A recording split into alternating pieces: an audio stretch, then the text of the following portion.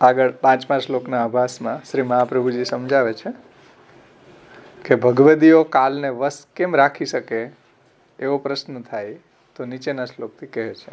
આગળ એમ કીધું ને કે ભાઈ ભગવદીઓ છે એને અંત સમયે ગભરાટ નથી થતો એમ, અને ઉन्हें काल भी नहीं मार सकता क्योंकि वे भक्त भगवान की कथा रूपी अमृत को पीकर नित्य स्थित रूप वाले बन जाते हैं. જે આગળ છેલ્લે કીધું ને કે અમૃતનું પાન કરી અને નિત્ય થયેલા છે એવો ભાવ છે. તો એમ કહે છે આભાસમાં કે उन भक्तों के संबंध में काल को नियंत्रित करने वाली बात कैसे संभव हो सकती है उस प्रसंग में कहते हैं 5वें श्लोक में.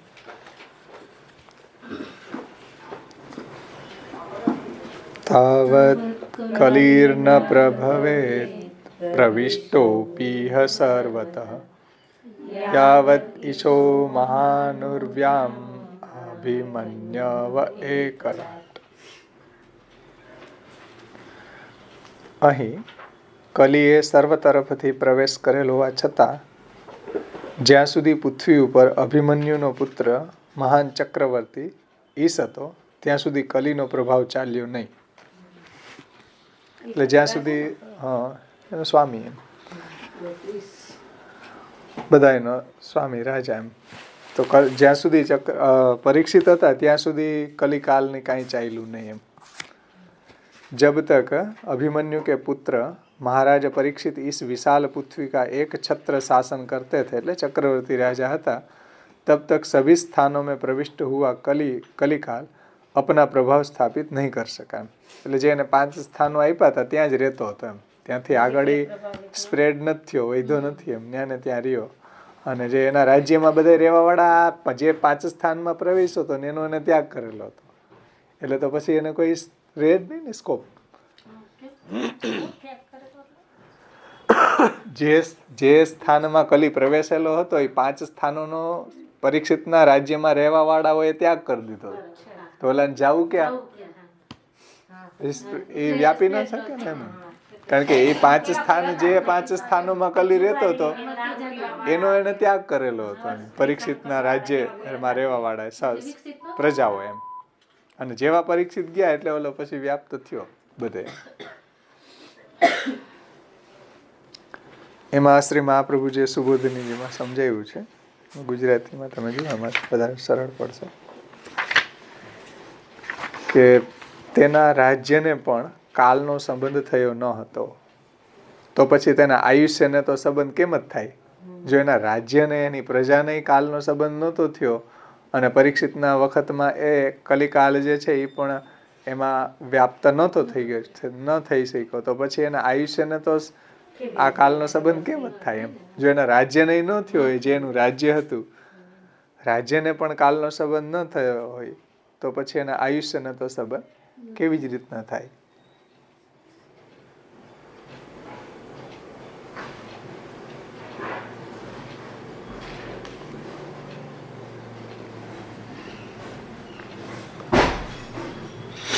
કારણ કે કલી આધિદૈવિક હતો, ગુણવાળા કરતા ગુણો હલકા છે.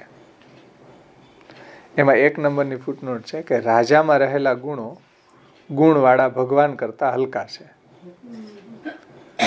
રાજામાં રહેલા ગુણો ગુણવાળા ભગવાન કરતા હલકા છે. એટલે ગુણવાળા કરતા ગુણો હલકા છે, એટલે આપણા કરતા આપણા ગુણો હલકા જ હોય ને. ફોર એક્ઝામ્પલ એમ, ગુણી કરતા ગુણો હલકા હોય એમ, કારણ કે ગુણોનું મહાત્મ્ય ગુણીના કારણે હોય.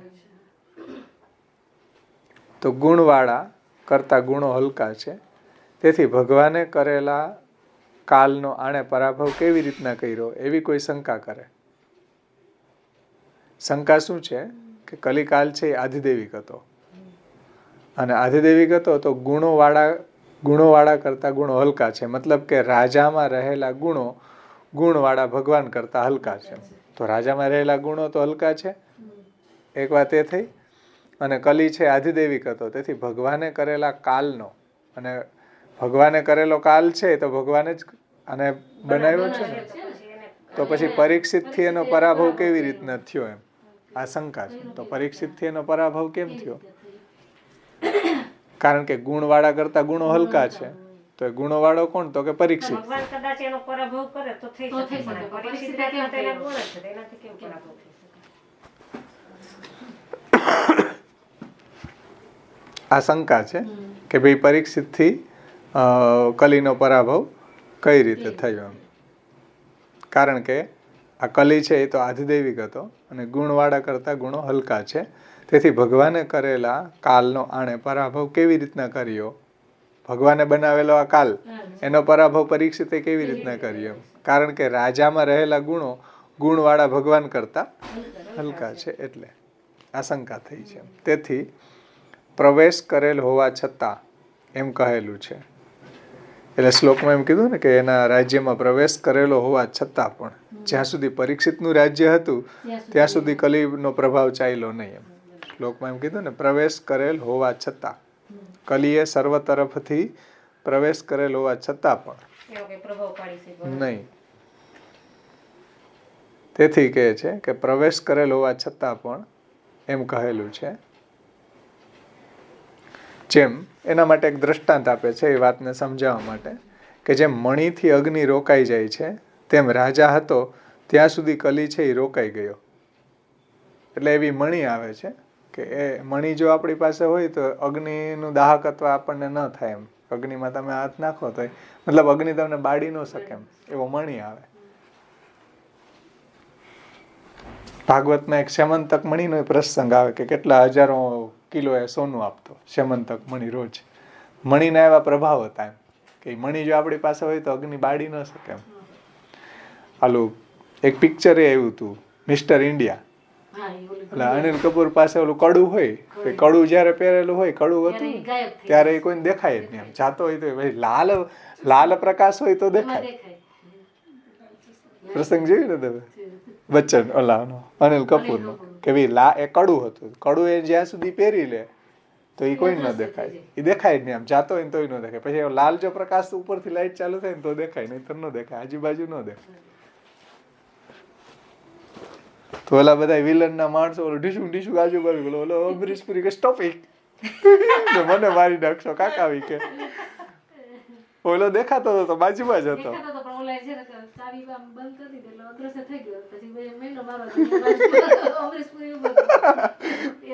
નાના હતા બી જોયું હતું આવું જ એક્ઝેક્ટ. આ કીધું ને મણીનું દ્રષ્ટાંત આપ્યું કે ભાઈ મણી હોય તો હા અગ્નિ પ્રભાવ ન પાડી શકે એમ. રાજા હતો ત્યાં સુધી ટૂંકમાં કલી એના રાજ્યમાં વ્યાપ્ત ન થઈ શક્યું એમ. જે મણીના કારણે અગ્નિનું દાહકત્વ રોકાઈ જાય છે એ રીતે પરીક્ષિતના પ્રભાવથી એના રાજ્યની અંદર કલી જે છે પોતાનું વર્ચસ્વ ન જમાવી શક્યું એમ. તો મણીથી અગ્નિમાં મણીથી અગ્નિ રોકાઈ જાય છે એમ રાજા હતો ત્યાં સુધી કલી છે રોકાઈ ગયો. ભગવદીપણું કલી અને પરીક્ષિતમાં સમાન હોવા છતાં પણ કાર્યની ગણનામાં ગુણો ઉત્તમ હોવાથી રાજાએ કલીને માત્ર અટકાવ્યો. એટલે ભગવદીપણું કલી અને પરીક્ષિતમાં સમાન જ છે, કારણ કે બે ભક્તો જ છે. કલી જે છે એ ભગવાનનો અનુચર છે, સેવક છે કલી, અને પરીક્ષિત ભગવાનના અનુચર છે. તો ભગવદીપણું તો બેયમાં સમાન છે, કલીમાં અને પરીક્ષિતમાં. પણ કાર્યની ગણનામાં ગુણો ઉત્તમ હોવાથી એમાં 2 નંબરની ફૂટનોટ છે કે રાજાના ગુણો અને 12:3:51 કહેલ કલીના ગુણો. રાજાના ગુણો અને 12:3 એટલે 12મો સ્કંદ 3જો અધ્યાય 51માં શ્લોકમાં કહેલા કલીના ગુણો ઉત્તમ હોવાથી રાજાએ કલીને માત્ર અટકાવ્યો, પરંતુ પોતાના દેશમાંથી કાઢી ન મૂક્યો.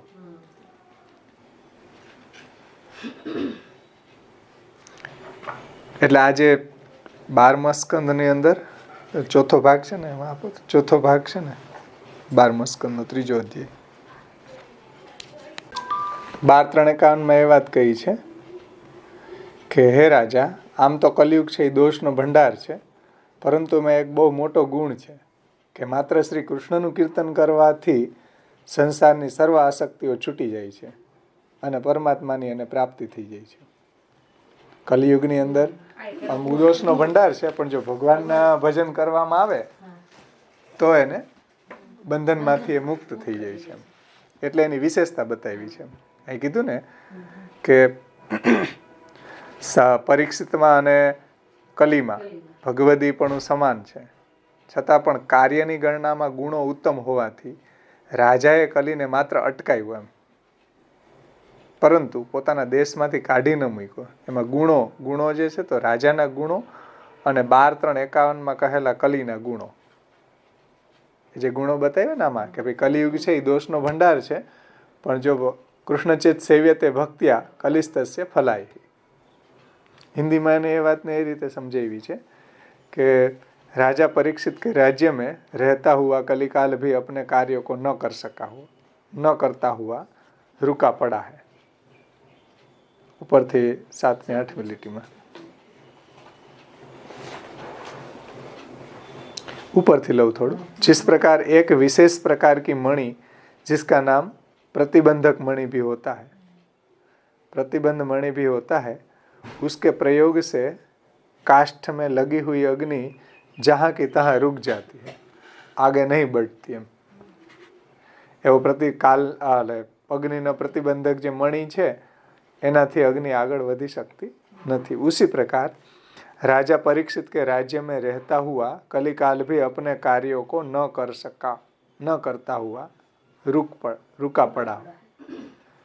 कली है એ રાજા પરીક્ષિતના રાજ્યમાં કાંઈ કરી શક્યા ન. राजा में विशेष रूप से भगवदीपना होने से, जो राजा में विशेष रूप से भगवदीपना होने से कार्यों की तुलना में गुणों की अधिकता होने से कलिकाल को अटका रखने की क्षमता है. એટલે રાજા જે છે એની અંદર ભગવદીપણું વિશેષ રૂપમાં છે. અહીં કીધું ને રાજા મેં વિશેષ રૂપ સે ભગવદીપના હોને સે, એટલે આમ તો બે અનુચર છે છતાંય વિશેષ રૂપે પરીક્ષિતની અંદર ભગવદીપણું છે. कार्यों की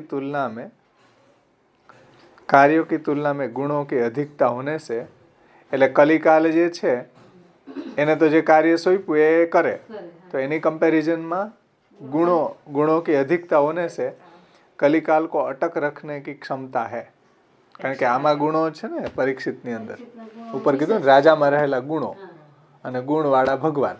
આજે ઉપર શંકાજી એવી હતી ને કે ભાઈ ગુણવાળા ભગવાન ગુણી અને રાજામાં એવા ગુણો ભગવાને મૂકેલા છે. એટલે અહીં કીધું ને કે કાર્ય કી તુલના મેં ગુણો કી અધિકતા હોને છે. કલિકાલ જે છે એ તો એનું કાર્યને જે સોંપ્યું છે એ કરે છે, પણ એના કરતા પરીક્ષિતમાં ભગવાનના ગુણોની વિશેષતા હોવાને કારણે એને રોકી શક્યા. એટલે શંકા એ હતી ને કે ભાઈ બે ભગવાનના સેવક અનુચર જ છે, તો કેવી રીતના પરીક્ષિત છે કલીને રોકી શક્યા. તો એનો જવાબ અહીંયા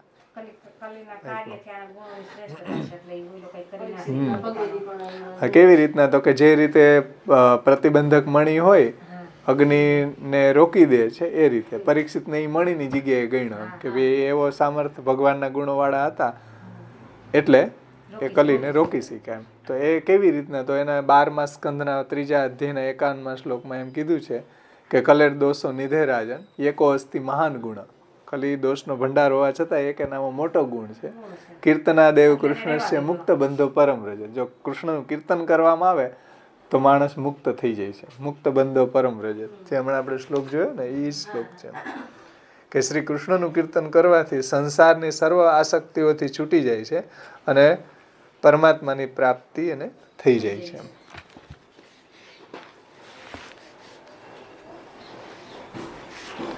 कलिकाल को अटका रखने की क्षमता है. कलिकाल को उन्होंने अपने देश से दूर नहीं किया है, इसलिए कहा है कि वह कली यहाँ सब स्थानों पर प्रविष्ट होता हुआ भी अप्रभावित है. એટલે બધે કલી છે એ પ્રસરેલો છે છતાંય પોતાનો પ્રભાવ પાડી શક્યો નહીં. એમ પરીક્ષિત જે છે એના રાજ્યની અંદર કલી કઈ કરી ન શક્યો. આગળ આવશે ઈ સારગ્રાહી દ્રષ્ટિવાળા હતા પરીક્ષિત, એટલે એને રહેવા દીધું. અને ત્યાં સુધી તો પરીક્ષિત રાજા હતા, ત્યાં સુધી તો કંઈ કાર્ય કરી શકતો નહોતો. ત્યાં સુધી એને જે સ્થાન આપ્યા એ સ્થાનમાં એ રહેતો હતો. પણ એ સ્થાન અત્યારે હતા નહીં કંઈ કરી, એટલે આમ રહેતો હતો પણ એનો પ્રભાવ ના પાડી શકે એવો છે ને. ઈ સ્થાનમાં રહેવું. હવે હોય કે ન હોય, રાજાનું વર્ચસ્વ એવું હોય એટલે કોઈ કઈ એનાથી વિરુદ્ધ આજ્ઞા વિરુદ્ધ કાર્ય કરી ના શકે, પેલો રહી શકે કલી ન્યા. એટલે એની ક્રિયાકલાપ એનો સ્ટોપ હોય છે ત્યાં સુધી ચૂપચાપ મોઢું બંધ બેઠો હોય છે રાજા પરીક્ષિતના ડર. એટલે એવા સ્થાન આપ્યો પણ એવા સ્થાનનું કોઈ સેવન જ ન કરે, શું કરે? એક્ટિવ ન થાય ને. એટલે હતો એવા સ્થાનોમાં હતો પણ એવા સ્થાનનું કોઈ સેવન કરે તો એક્ટિવ થાય ને. એ સ્થાનનું જ કોઈ સેવન, માનો કે ડ્રિંકમાં બેઠો હાલો, પણ ડ્રિંક કોઈ પીવે જ નહીં તો પીવે તો દુકાનવાળાને નફો થાય ને, પીવે જ નહીં તો કલયુગને નફો થાય, પીવે તો કલયુગને નફો થાય. કાલો આજનો વકરો ગણીએ કે કેટલામાં વ્યાપ્ત થયા, જે કેટલાય પીધી એટલામાં ઘૂસો. હવે કોઈ પીવે જ નહીં, કોઈ જુગાર જ ન રમે, કોઈ વ્યભિચાર ન કરે, તો પછી ઓલો ઘૂસે ક્યાં? ઘૂસે કે નામાં કે જે આ 5 સ્થાન આપ્યા એનો જે ઉપયોગ કરે. અને પરીક્ષિતના રાજ્યની અંદર બધા ધર્મિષ્ઠ હતા, ભગવાન ભક્ત પરાયણ, ભજન પરાયણ હતા, તો કોઈ એનું સેવન ન કરે. એટલે એ બધા તો રોજ સ્ટોપ થઈ ગયા કે આ 5 વસ્તુનું સેવન ન કરવું ભાઈ, ચાલો કલયુગ. એટલે રાજા ગયો એટલે પછી ધીરે ધીરે બધું શિથિલ થાય ને રાજાને. એટલે ઓલા સમીક ઋષિએ એ જ કીધું ને કે રાજા નહીં હોય એટલે ચોર લૂંટારાનો ડર વધી જશે, બધા અધર્મમાં પરાયણ થવા માંડશે, અધર્મ પરાયણ થવા લાગશે, મને એનું પાપ આપણને લાગશે. સમીક એને કહે છે. આગળ કહે છે શ્રી महाप्रभु कि इसलिए कहा है कि वह कली यहाँ सब स्थानों पर प्रविष्ट होता हुआ भी अप्रभावित है. इन परीक्षित ने काल के कहीं होने और नहीं होने के भेद को, जिसे देश परिच्छेद नाम वाले शब्द से कहा जाता है, के निवारण कर दिया.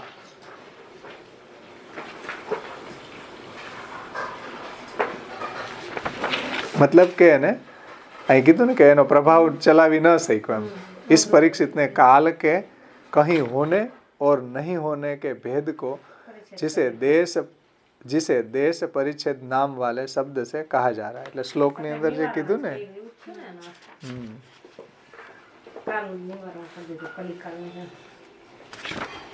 શ્લોકમાં એમ કીધું ને કે સર્વ તરફથી, અહીં કલીએ સર્વ તરફથી પ્રવેશ કરેલો હોવા છતાંય પણ જ્યાં સુધી પૃથ્વી ઉપર અભિમન્યુનો પુત્ર મહાન ચક્રવર્તી ઈશ હતો ત્યાં સુધી કલીનો પ્રભાવ ચાલ્યો નહીં. એ વાત અહીં સમજો. એટલે શ્લોકમાં એમ કીધું કે અહીંયા સર્વ તરફથી પ્રવેશ કરેલો હોવા છતાં પણ એ શબ્દોથી કીધું છે. અને આ કાલના દેશની હદ બાંધી ન હતી એમ કહેલું છે. આથી એટલે અહીં કીધું ને સર્વ તરફથી પ્રવેશ કરેલો હોવા છતાંય, એમ જે શ્લોકમાં કીધું ને એનું તાત્પર્ય છે કે કાલના દેશની હદ બાંધી ન હતી. મતલબ એ સર્વ તરફથી પ્રવેશેલો હતો, બધે તરફથી પ્રવેશેલો જ હતો, પણ એ કાંઈ કરી શક્યો નહીં. પરીક્ષિતના રાજ્યમાં એ પોતાનો પ્રભાવ પાડી શક્યો નહીં એમ. આથી કાલના દેશની હદ બાંધી ન હતી એમ કહેલું છે. મતલબ કે અહીં સર્વ તરફથી પ્રવેશ કરેલો હોવા છતાં એ શબ્દોથી કહેલું છે. આથી કાલના દેશની હદ બાંધી ન હતી, મતલબ કે સર્વ તરફથી એ પ્રવેશેલો હતો.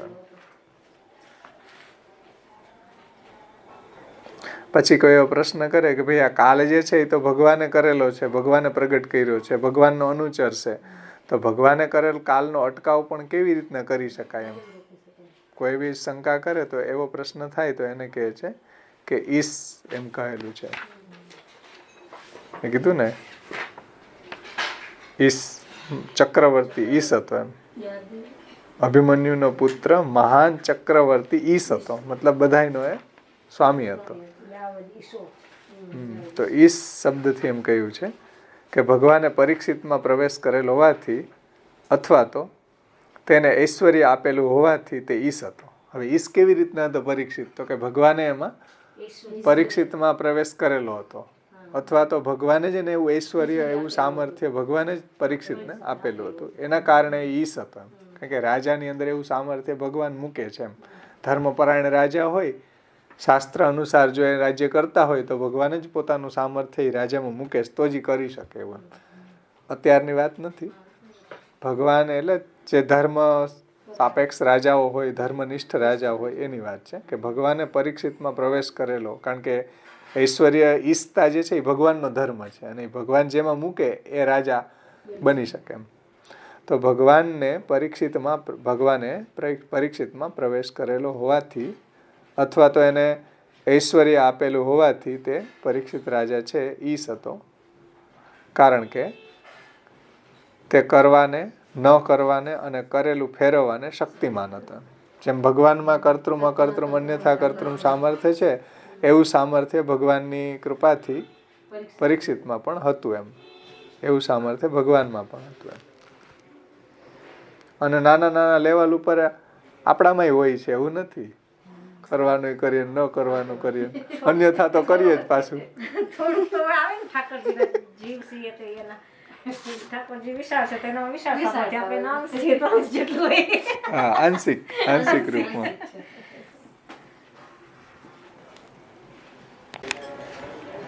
એટલે પ્રભુએ જ એની અંદર આવું કર્તૃમ અકર્તૃમ અન્યથા કર્તૃમ સામર્થ્ય પ્રદાન કરેલું છે. વળી ભગવાને કાલને અને રાજાને પણ અધિકાર આપેલ, પરંતુ તે બેમાં રાજાને મહાન બનાવેલો, તેથી તે કલીને અટકાવે એ યોગ્ય જ છે. ભગવાને કાલને અને રાજાને પણ બેયને અધિકાર આપેલો ને, બેયમાં એવું સામર્થ્ય ભગવાને જ મૂક્યું છે. કાલમાં એવું જ સામર્થ્ય પ્રભુએ મૂક્યું અને રાજામાં પણ, પરીક્ષિતમાં પણ પ્રભુએ સામર્થ્ય મૂકેલું છે. તો કાલ અને રાજાને પણ અધિકાર આપેલા છે, પરંતુ બેમાં રાજાને મહાન બનાવેલો, તેથી એટલે એ કીધું મહાનુર્વ્યામ યાવદ ઈશો મહાનુર્વ્યામ, એટલે એઓને મહાન ચક્રવર્તી એમ કીધું. મહાન બનાવ્યો તો જ કાલને વશ કરી શકે ને. કાલને કોણ કંટ્રોલમાં રાખે? એ જ વાત છે. એટલે શ્રી મહાપ્રભુજી અહીં કહે છે કે કાલને અને રાજાને પણ અધિકાર આપેલા છે પ્રભુએ, પરંતુ એ બંનેમાં રાજાને વધારે મહાન બનાવેલો, તો જ કાલનો નિગ્રહ કરે ને. કલી કાલનો કોણ સામર્થ્ય હોય કે કાલનો નિગ્રહ કરી શકે? ભગવાન સિવાય કોઈનું સામર્થ્ય નથી કાલને નિગ્રહ કરવાનું. તો એવું સામર્થ્ય ભગવાને પરીક્ષિતમાં મૂકેલું છે, એટલે એને અહીંયા મહાન કીધો છે. તો એ બંનેની અંદર રાજાને મહાન બનાવેલો છે પ્રભુએ, તેથી તે કલીને અટકાવે એ વાત યોગ્ય જ છે. અને વળી આ પરીક્ષિત ભાણેજનો પુત્ર હોય ને વ્યવહારમાં પણ આદર કરવા યોગ્ય છે. ભગવાનના ભાણેજનો પુત્ર હોવાને કારણે એ વ્યવહારની અંદર એંગલથી વિચારીએ તો એમાંય આદર કરવા યોગ્ય છે. હા, મામા પીને જતા ને, એટલે ભાણેજનો પુત્ર થયો ને. પોતરા ને અભિમન્યુ નો હતો ને પરીક્ષિત. સુભદ્રાની બેન થતી, એનો દીકરો અભિમન્યુ. એટલે ભાણેજ દીકરો થાય ને એવી અભિમન્યુનો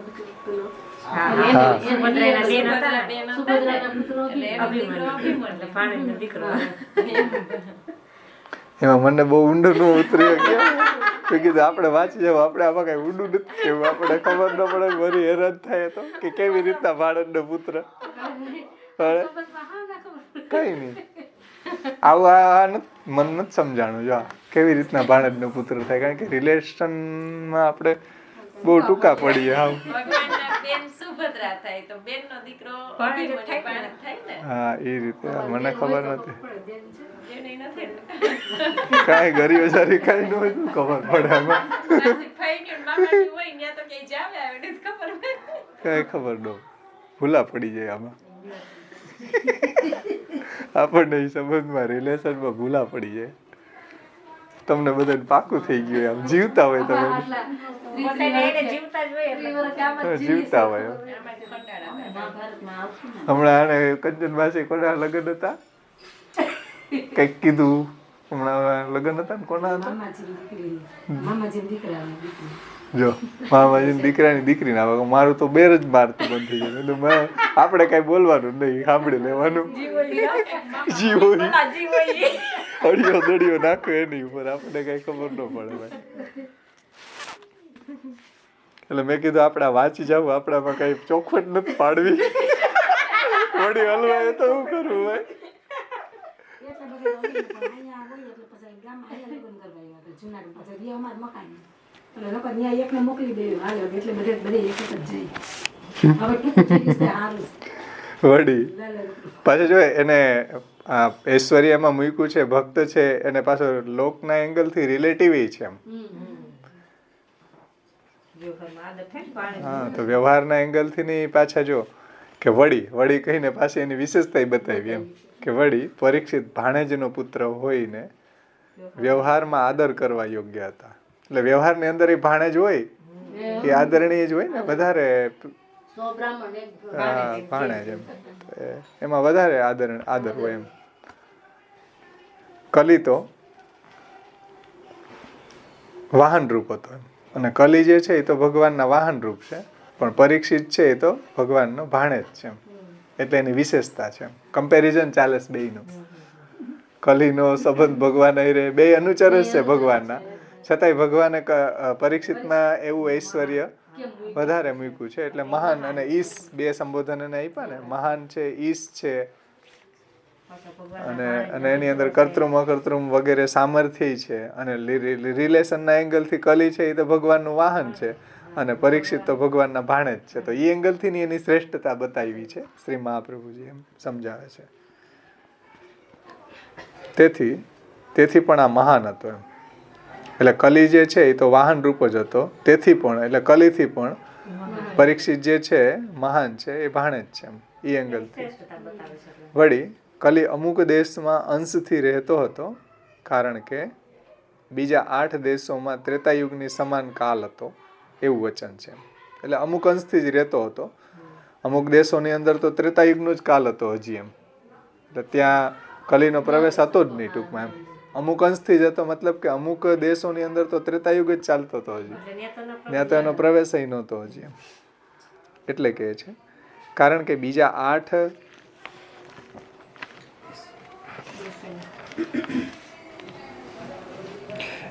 8 દેશોમાં ત્રેતાયુગની સમાન કાળ હતો એવું વચન છે આ ચક્રવર્તી રાજા હતો તેથી અમુક ભાગના પ્રાંતનો અધિપતિ મોટા દેશના ઈશ્વરથી અટકાવવામાં આવે છે એટલે અમુક ભાગના પ્રાંતનો અધિપતિ મોટા દેશના ઈશ્વરથી અટકાવવામાં આવે છે મતલબ કે પરીક્ષિત જે છે એ તો પાછો ચક્રવર્તી હતો ને એટલે એને નાના દેશમાં એ ક્યાંય પ્રવેશ કરે તો એવું સામર્થ્ય એનું હતું કે એને અટકાવી શકે અહીંયા વિસ્તારથી સમજાયું છે જંબુદ્વીપના हिंदी કે परीक्षित जी श्री कृष्ण भगवान के व्यवहार में भांजे के पुत्र माने गए हैं और काल तो भगवान का वाहन रूप है इस दृष्टि से भी काल की तुलना में परीक्षित जी का विशेष महत्व है इससे अधिक क्या कि अलग अलग देश के खंडों में कलिकाल फैला हुआ है जम्बूद्वीप के 8 वर्गों में त्रेतायुग के समान काल व्यवहार करता है और यह कली यहाँ मात्र भारतवर्ष में प्रवर्तित हुआ है એટલે બીજા દેશોમાં તો હજી ત્રેતાયુગ જેવું જ વાતાવરણ હતું મતલબ કે ત્યાં એ કલીએ પ્રવેશ નહોતો કર્યો ये राजा परीक्षित तो 8 भाग वाले जम्बूद्वीप के एक छत्र सम्राट है એટલે ત્યારે કાંઈ આવા દેશો અલગ નહોતા એમ આના વખતમાં આખું વર્લ્ડ જે છે એનો રાજા હતો સમુદ્ર સુધીની પૃથ્વીનો રાજા હતો પરીક્ષિત અત્યારે જે આ બધા દેશો અલગ છે વિષુવવૃત્તના બે ભાગ પડ્યા હોય ને એટલે એકમાં નકરું પાણી હોય ને એકમાં બધે એટલે અત્યારે જેમાં દેશો છે બધા એવું નહોતું ને ત્યારે તો બધું આખો ખંડ જ હતો ને સમગ્ર જંબુદ્વીપની અંદર એ પરીક્ષિતનું જ રાજ્ય હતું અને પરીક્ષિત જ્યાં રહેતા હતા ભારત વર્ષમાં ત્યાં એને પહેલા પ્રવેશ કર્યો હતો ભારત વર્ષમાં બીજા બધામાં તો હજી ત્રેતા ચાલતો હતો અહીં કે ત્રેતા કે સમાન જો બીજા બધા દ્વીપોમાં જે છે જંબુદ્વીપ કે 8 वर्गों में त्रेतायुग के समान काल व्यवहार है न्या निग्रह कौन करे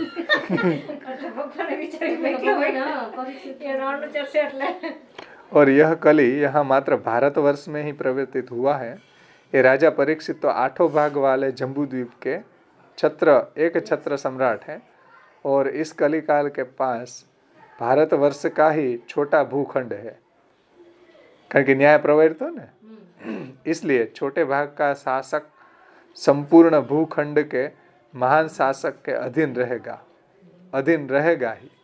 એટલે તો એ સ્વાભાવિક છે ને કે અને કલી તો એના અધીન જ રહે છે. अतः परीक्षित को कलिकाल के प्रभाव विस्तार को प्रतिबद्ध यानी अटकाए रखने की सामर्थ्य वाला सिद्ध किया गया. એટલે પરીક્ષિત में એવું સામર્થ્ય છે કે કલીને અટકાવી શકે. બીજાનું કોઈનું એવું સામર્થ્ય નથી કે કલીને અટકાવી શકે. પરીક્ષિતમાં એવું સામર્થ્ય છે કે કલીને અટકાવી શકે.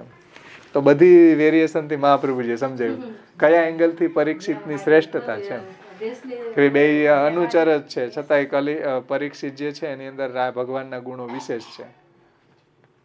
પછી ઓલા લોકના એંગલથી જોઈએ તો એ ભાણેજનો પુત્ર છે ને આ તો એના વાહન રૂપ જ છે.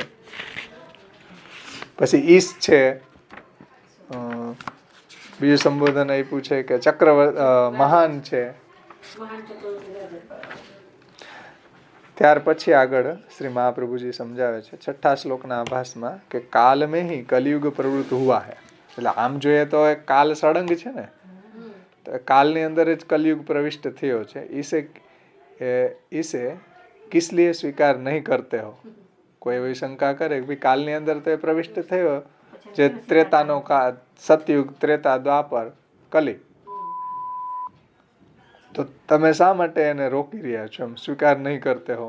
कारण कि द्वितीय स्कंद में शौनक जी ने कहा है कि उत्तम यश वाले भगवान की वार्ता करते हुए काल के जिन क्षणों को व्यतीत किया जाता है उसके अतिरिक्त शेष बची हुई आयु को उदित होता हुआ तथा अस्त होता हुआ सूर्य ले जाता है.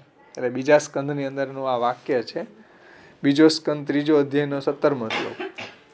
એમાં એમ કીધું છે કે જે ક્ષણ આપણી ઉત્તમ શ્લોક ભગવાનની વાર્તા સિવાયની જાય છે એ ક્ષણને કાલ જે છે એ હરી જાય છે. જેટલો ક્ષણ આપણે ભગવાનનું ભજન કરીએ એટલું જ આપણું જીવન સાર્થક છે. બાકી જે લોકો ભગવાનનું ભજન નથી કરતા એને ઉગતો અને આથમતો સૂર્ય એની આયુષ્યને હરી જાય, લેતો જ જાય ભેગું. જે ભગવાનનું ભજન નથી કરતા એની આયુષ્યને હરતો જાય. મતલબ કે જે ભગવાનનું ભજન કરે છે એનું જ જીવન સાર્થક છે. જે આપણે વાર્તા પ્રસંગમાં આવે ને 2 ઘડી જીવા, 2 ઘડી જીવામાં ઈટુમાં લખી દીધું હતું, તેટલી ઘડી એને ભગવત ભજન, ભગવત વાર્તા કઈ રીતે એટલું એનું જીવન. 2 ઘડી જીવાનું તાત્પર્ય આ જ છે કે જે 2 ઘડી નથી જીવતો, ભગવત સેવા સ્મરણ નથી કરતો, એનું આયુષ્ય ને કાલ જે છે એ હરી જાય. ભલે પછી એમ કે અમે 150 વર્ષ અમારા ડોહીમાં જીવા, પણ 150 વર્ષ ડોહી જીવા તો ભગવાનનું નામ કેટલું લીધું. સુરદાસજીનું એક કીર્તન આવે કે કહા ભયો સતકલ્પ જીએ. જો ભગવાનનું ભજન નથી કર્યું તો 100 કલ્પ સુધી જીવો તો એનું શું કામ. ભલે ને કોઈ માનો કે 50 વર્ષ જ જીવો પણ ભગવાનનું ભજન કર્યું તો 100 કલ્પની કમ્પેરિઝનમાં એ 50 વર્ષ ઉત્તમ છે ને. કારણ કે એમાં એને ભગવાનનું ભજન કરેલું. આ પરીક્ષિતે 7 દિવસમાં ભાગવતનું શ્રવણ કરી અને ભગવત પ્રાપ્તિ થઈ એને, તો એનું એ 7 દિવસની શ્રેષ્ઠતા છે ને. કારણ કે ભગવત પરાયણ થઈને જીવો. તો જેટલું આપણું જીવન છે ભગવત સેવા કથા પરાયણ હોય એ જ આપણું જીવન છે, એની સાર્થકતા છે.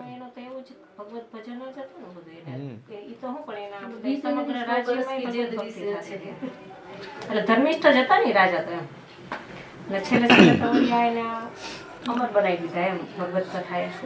तो द्वितीय स्कंद में कहा है कि उत्तम यश वाले भगवान की वार्ता करते हुए काल के जिन क्षणों को व्यतीत किया जाता है उसके अतिरिक्त शेष बची हुई आयुष्य को उदित होता हुआ तथा अस्त होता हुआ सूर्य ले जाता है.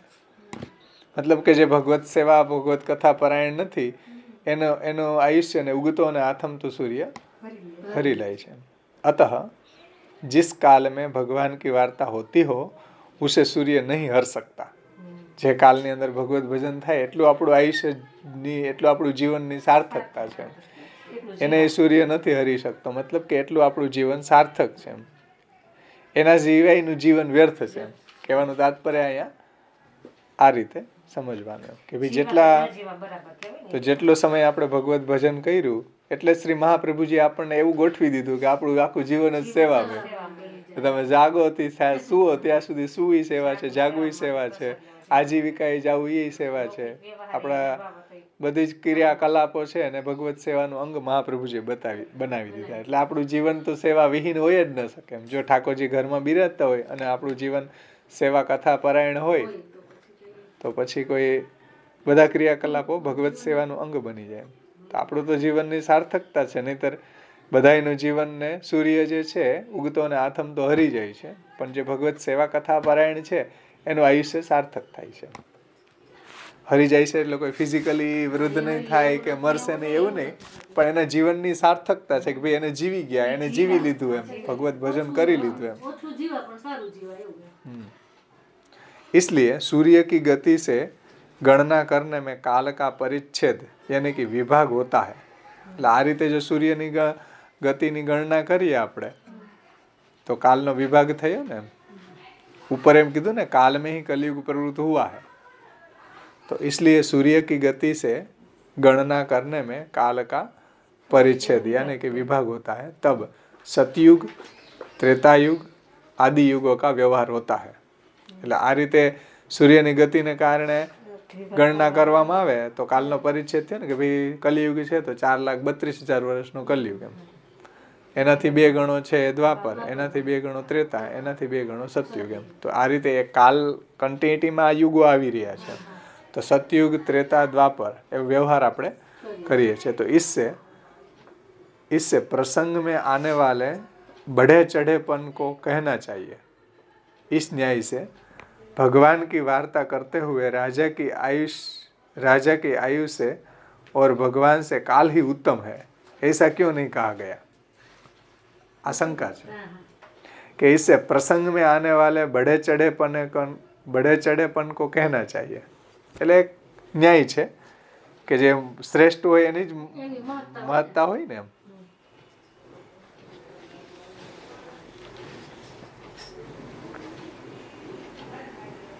ગુજરાતીમાં એ રીતે સમજાયું છે કે સૂર્યની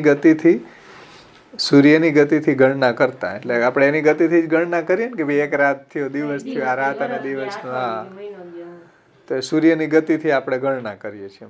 કાલની હદ બાંધવામાં કૃતયુગ વગેરેનો વ્યવહાર થયેલો છે. ભાઈ એટલો આ કૃતયુગ એટલે સતયુગ, એટલો ત્રેતા, દ્વાપર, કલી એમ.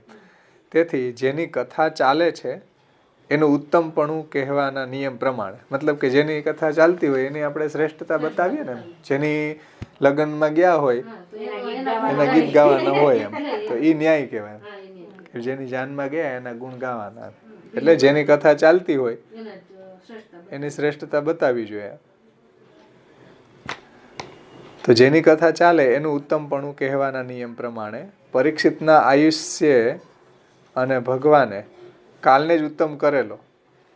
પરીક્ષિતના આયુષ્ય એટલે 1 નંબરની ફૂટનોટની અંદર કે ભગવાનની વાર્તાનું શ્રવણ કરનારા રાજાના આયુષ્ય. પરીક્ષિતના આયુષ્ય મતલબ કે પરીક્ષિત છે એ વાર્તાનું શ્રવણ કરનારા હતા ને, તો પરીક્ષિતના આયુષ્ય અને ભગવાને કાલને જ ઉત્તમ કરેલો એમ કેમ કહેતા નથી એમ. એટલે કાલની તમે પરીક્ષિતની તમે શ્રેષ્ઠતા માનો છો તો તમે કાલની કેમ શ્રેષ્ઠતા નથી માનતા? આ શંકા છે. શંકા શું ક્યાંથી આવી કે ભાઈ ઉગતો ને આથમતો સૂર્ય છે એ માણસના આયુષ્યને હરે છે. જો માણસના આયુષ્યને હરતો હોય તો શ્રેષ્ઠતા કોની થઈ? કાલની જ થઈ ને. એટલે તમે પરીક્ષિતની ઉત્તમતા કેમ માનો છો, કાલની કેમ નથી માનતા એમ? આ શંકા છે. એના જવાબમાં આગળનો શ્લોક કહે છે. અહીં કીધું ને कि प्रसंग में आने वाले बड़े चढ़ेपन को कहना चाहिए. इस न्याय से भगवान की वार्ता करते हुए राजा की आयु से और भगवान से काल ही उत्तम है.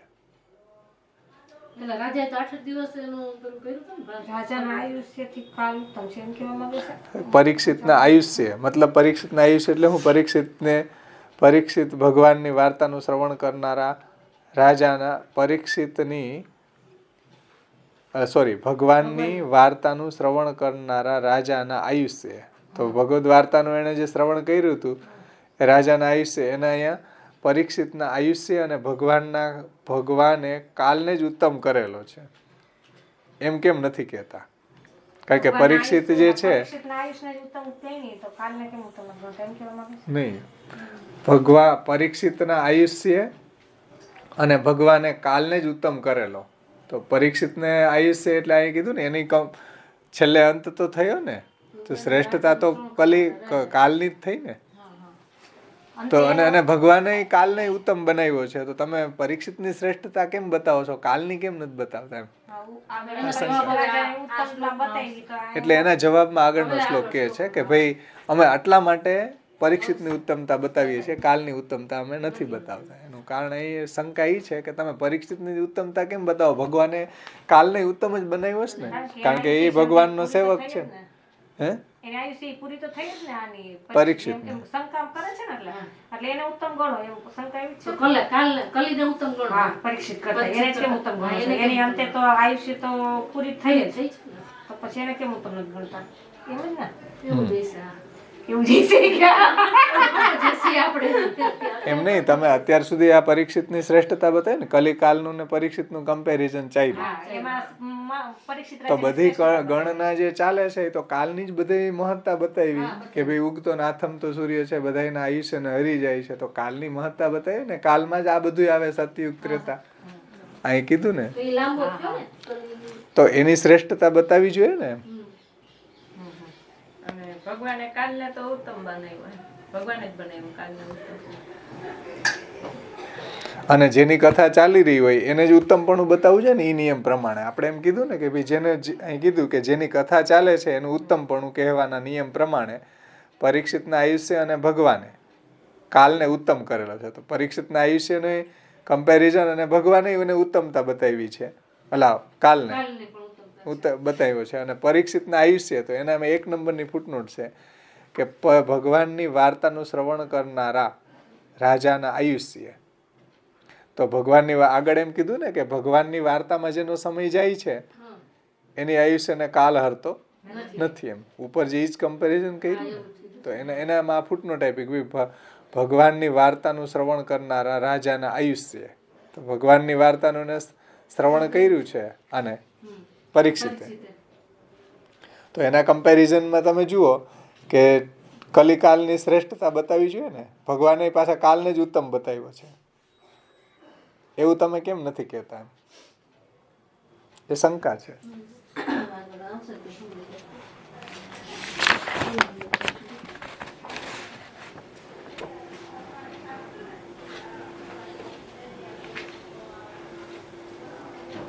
એટલે પરીક્ષિતનું આયુષ્ય કેટલું તમે જુઓ અને કાલનું આયુષ્ય કેટલું. જ્યારે ભાગવત શ્રવણ કરવા બેઠા ત્યારે તો નહીં, પરીક્ષિતનું આયુષ્ય કેટલું? ના કે 100-125 વર્ષ. તો આ કાલનું આયુષ્ય કેટલું? 4,32,000 વર્ષ. તો એના કમ્પેરિઝનમાં પરીક્ષિતના આયુષ્યના કમ્પેરિઝનમાં કાલની આયુષ્ય શ્રેષ્ઠ છે. કીધું ને કે પરીક્ષિતના આયુષ્ય અને ભગવાને કાલને જ ઉત્તમ કરેલો, તો એ બે ભગવાને કાલને ઉત્તમ બનાવ્યો છે ને પરીક્ષિતના આયુષ્યના કમ્પેરિઝનમાં કાલનું વધારે છે ને આયુ. હિન્દીમાં જો કે ભગવાન की वार्ता करते हुए राजा की आयु से ત્યાં તમે રાજાની આયુષ્યથી કલી ઉત્તમ છે એમ તમે વાક્ય બનાવો કે ભાઈ રાજાના આયુષ્યથી કલીનું આયુષ્ય વધારે છે, એક વાત. અને ભગવાનને ही काल को उत्तम बनाया है, તો ભગવાને પાછો કાલને ઉત્તમ બનાવ્યો છે, એના એંગલથી ની એની ઉત્તમતા છે. તો ऐसा क्यों नहीं कहा गया है? તો તમે કલીની કાલની શ્રેષ્ઠતા કેમ નથી કહેતા? એમ કહો પરીક્ષિતની કેમ કહો છો? એટલે કાલને જ ઉત્તમ કરેલો છે એમ કેમ નથી કહેતા? એમ એવી શંકા થાય તો એના જવાબમાં 6થો શ્લોક કહે છે.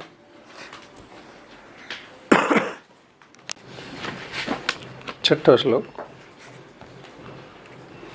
યસ્મિન અહનિયર્હેવ ભગવાન ઉત્સર્જર્ગામ તદેવેહાનુવૃતો વધર્મ પ્રભવઃ કલિ. યસ્મિન અહનિયર્હેવ ભગવાન ઉત્સર્જગામ તદેવેહાનુવૃત્તોસા વધર્મ પ્રભવ કલી. જે દિવસે જે સમયે ભગવાને પૃથ્વી તજી તે જ સમયે અહીં અધર્મની જેમાંથી ઉત્પત્તિ થાય છે તે કલી ચાલુ થયો. જેવા પ્રભુ પધાર્યા તે દિવસે કલી સ્ટાર્ટ થઈ ગયો. जिस दिन से भगवान ने इस पृथ्वी को छोड़ा तभी से अधर्म रूप कली आ गया. द्वापરના એન્ડમાં ભગવાન પરિકટા હતા. 125 વર્ષ બીજાઈ જાય, 125 વર્ષ બાકી હતા દ્વાપરના, ત્યારે ભગવાન પ્રગટ્યા. એટલે જેવા ભગવાન પધાર્યા ઓલો તૈયાર જ હતો, આવી ગયો. જેવા પ્રભુ પધાર્યા સ્વધામ એટલે કલી અંદર એન્ટર થઈ ગયો. શ્રી મહાપ્રભુજી એના સુબોધિનીજીમાં સમજાવે છે કે जिस दिन से भगवान पधारे उसी दिन, એમાં જરા એ રાહ જોઈને જ બેઠો હોય છે. તો जिस दिन से भगवान पधारे उसी दिन कली आदम का सचमुच ही राजा की आयु से तथा भगवान से काल का उत्कर्ष किया जा सकता है. जो ये बात बोली शंका में आती नहीं एवी કે सचमुच खरेखर ही राजा की आयु से तथा भगवान से काल का उत्कर्ष किया जा सकता है, पर ऐसा हुआ नहीं. એટલે આમ જોઈએ તો અહીંયા કીધું ને શંકામાં કે ભગવાને કાલને જ ઉત્તમ કહેલો અને રાજાના આયુષ્યથી કાલની શ્રેષ્ઠતા છે. આમ કીધું ને પરીક્ષિતના આયુષ્યના એંગલથી કલિકાલની શ્રેષ્ઠતા છે અને ભગવાને કાલને ઉત્તમ કરેલો છે. બે એંગલથી એની ઉત્તમતા હતી ને, પર ऐसा हुआ નહીં. આ ફરી પાછી અહીં શંકા આવી જે ઉપરની હતી ને, પણ એવું નથી થયું. શા માટે? તો કે द्वापर के अंत में भगवान ने अवतार लिया और तब कली प्रविष्ट नहीं हुआ. द्वापરના એન્ડમાં પ્રભુ બિરાજતા હતા ત્યાં સુધી કલી છે એ આવી ન શક્યો. उस समय भगवान ने सूर्य की गति को उत्तम बनाया. એટલે ભગવાન જ્યારે બિરાજતા હતા ત્યારે સૂર્યની ગતિ પણ ઉત્તમ હતી, કારણ કે ભગવાનના વખતમાં તો બધાનું જીવન ભગવત પરાયણ હતા ને. એમાં 2 નંબરની ફૂટનોટ આપી છે. 2 નંબરની ફૂટનોટ નાનુલાલભાઈ એમાં સમજાવે છે કે કાલના દોષ ભગવાનથી દૂર થયાનું 10મા સ્કંદના 79મો અધ્યાય ને 30મો શ્લોક એમાં કહેલું છે. તેથી ભગવાનમાં તેવી શક્તિ છે જ એવો અર્થ છે. એટલે એમ કીધું ને કે ઉસ સમય ભગવાન ને સૂર્ય કી ગતિ કો ઉત્તમ બનાયા. સૂર્યની ગતિ પછી, કારણ કે એ ઉગતો ને આથમતો સૂર્ય કોઈનું આયુષ્ય હરી ન શક્યો, કારણ કે ભગવાનના વખતમાં ભગવાને જ આ કાલના દોષો ભગવાનથી દૂર થયાનું 10મા સ્કંદના 10, 79, 30માં કહ્યું છે ને. એટલે ભગવાનમાં તેવી શક્તિ હતી કે આ કરી શકવા સમર્થ હતા. એમ उस समय भगवान ने सूर्य की गति को उत्तम बनाया था. मतलब ये समय कलिकाल છે प्रविष्ट नहोतो थयो. जब भगवान पधारे तो काल की उत्तमता जाती रही. इधर परीक्षित को अभी राज्याधिकार मिला नहीं था. बस इस संबंधी काल बीच का समय इस संधि काल बीच का समय में कली ने अपना અખાડા જમા દિયા.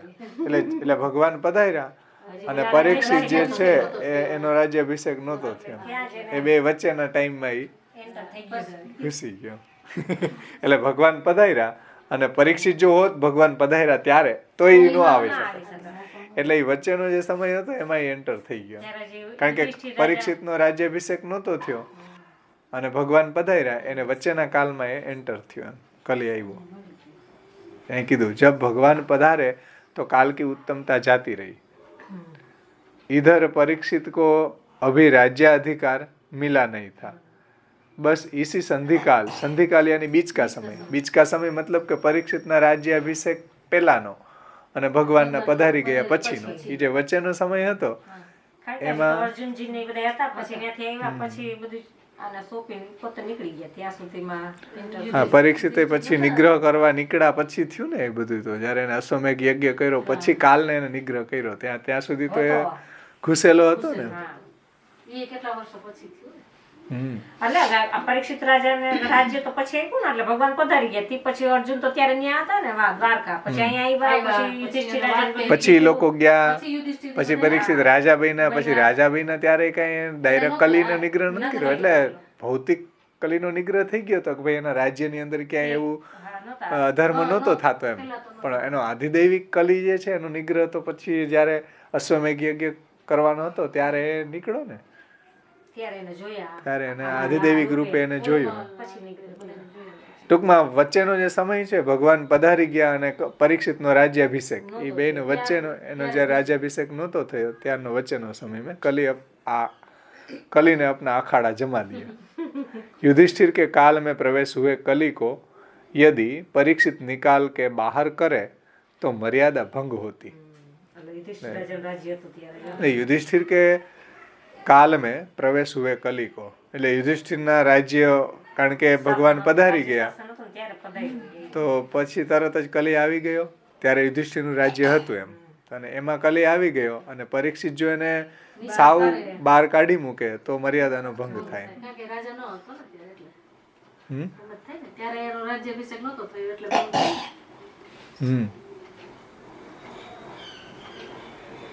એટલે મર્યાદાનો ભંગ થાય ને.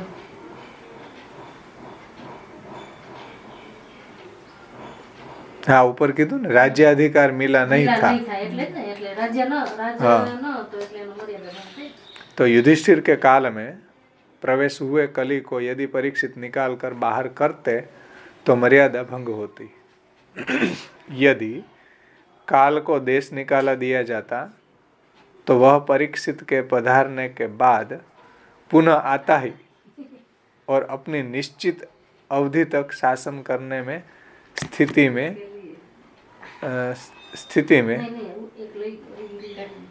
करने के लिए और अपनी निश्चित अवधि तक शासन करने के लिए उतना ही समय अधिक लेता जितने समय उसे देश से बाहर रहना पड़ा था। जो ऐसी स्थिति में शास्त्रों से निर्धारित कल की भगवान के प्रकट होने की स्थिति काल में बाधा खड़ी हो जाती।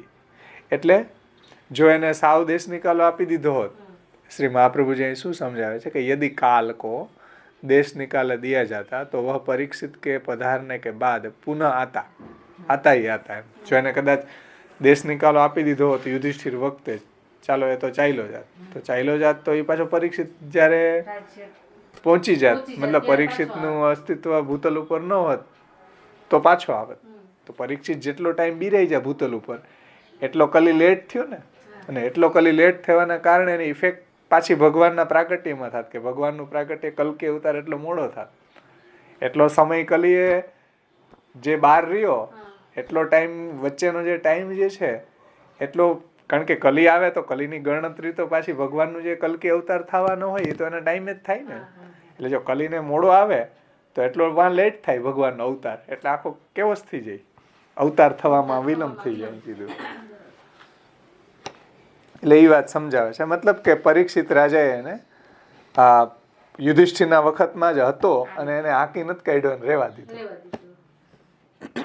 અહીં શું કીધું કે युधिष्ठिर के काल में प्रवेश हुए कली को यदि परीक्षित निकाल के बाहर करते तो मर्यादा भंग हो जाती। यदि काल को देश निकाल दिया जाता तो वह परीक्षित के पधारने के बाद पुनः आता। એટલે માનો કે ચાલો પરીક્ષિત એમ કે હું જ્યાં સુધી છું ત્યાં સુધી ત્યારે અહીં રહેવાનું, અથવા તો એમ કે કાંઈ રહેવાનું જ નહીં, એને દેશ નિકાલો આપી દીધો તો પરીક્ષિત જેટલો ટાઈમ જીવા, માનો કે 100 વર્ષ ફોર એક્ઝામ્પલ, તો 100 વર્ષ લેટ થયો ને તો એ તો કલી તો એનો ટાઈમ ગણે ને. હું જે દિવસે પ્રવેશો તો 4,32,000 વર્ષ, ચાલો તો એટલો ટાઈમ લે તો વાહે પાછળ લેટ થઈ જાય ને ભગવાનનું. જેટલો એને લેટ આવ્યો એટલો પાછળ અવતાર લેટ થાય એમ. તો આખું જે કલીનો જે ગણના થઈ હોય એટલે વચ્ચે આ પ્રોબ્લેમ થાય એમ કહે છે કે ભાઈ કલી को देश निकाला दिया जाता तो वह परीक्षित के पधारने के बाद पुनः आता ही और अपनी निश्चित अवधि तक शासन करने के लिए उतना ही समय अधिक लेता। એટલે જેટલો એને પરીક્ષિતના એને જો કાઢી મૂક્યો અને એને એટલો ટાઈમ જે છે એ પાછો કલી તો એનો જ ગણે ને કે ભાઈ મારો એટલો સમય છે 4,32,000, તો એમ થોડો કે પરીક્ષિતે મને એટલો ટાઈમ કાઢી મૂક્યો એટલે એ હું ભેગા ગણ લઉં, એ નો ગણે ને, એ તો એનો ટાઈમ ગણે ને જેટલો કલીનો ફિક્સ ટાઈમ હોય એ એમ. તો એમ કહે છે કે ઉતના ही समय अवधि लेता. જો પરીક્ષિત એને કાઢી મૂક્યો હોત ને પરીક્ષિત પાછા સોધામ પધાર્યા અને પછી પાછળથી આવે તો જેટલા ટાઈમ એને કાઢી મૂક્યો એટલો ટાઈમ તો પાછો કલીનો તો ફિક્સ ટાઈમ છે એટલો જ લેવાનો.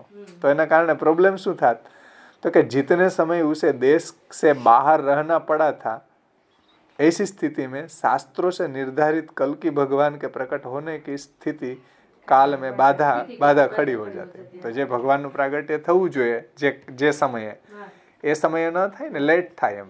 કલિકાલે એટલા વર્ષો વધારે એટલા વર્ષે એને રહેવા ન દીધો અને એ તો એને ફિક્સ ટાઈમ લઈને આવે છે તો એ ટાઈમમાં આ ભગવાનના પ્રાકટ્યમાં બાધા થાય એમ.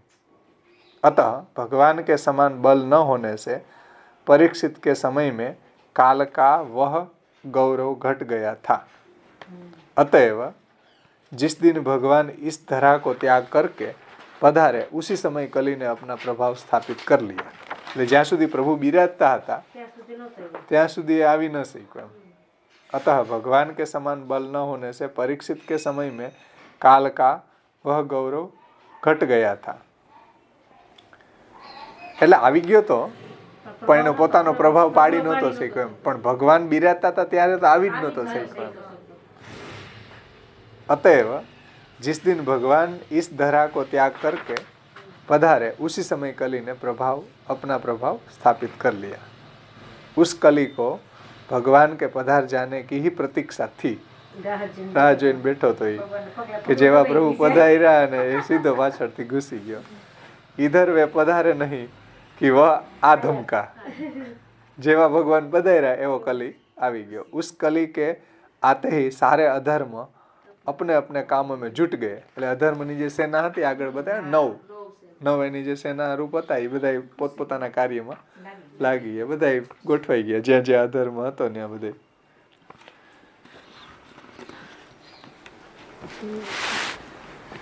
ગુજરાતીમાં થોડું એનું લઈ લઉં. એમાં નાનવાલભાઈ એ રીતે સમજાવ્યું છે કે પછી ભગવાન પધારી ગયા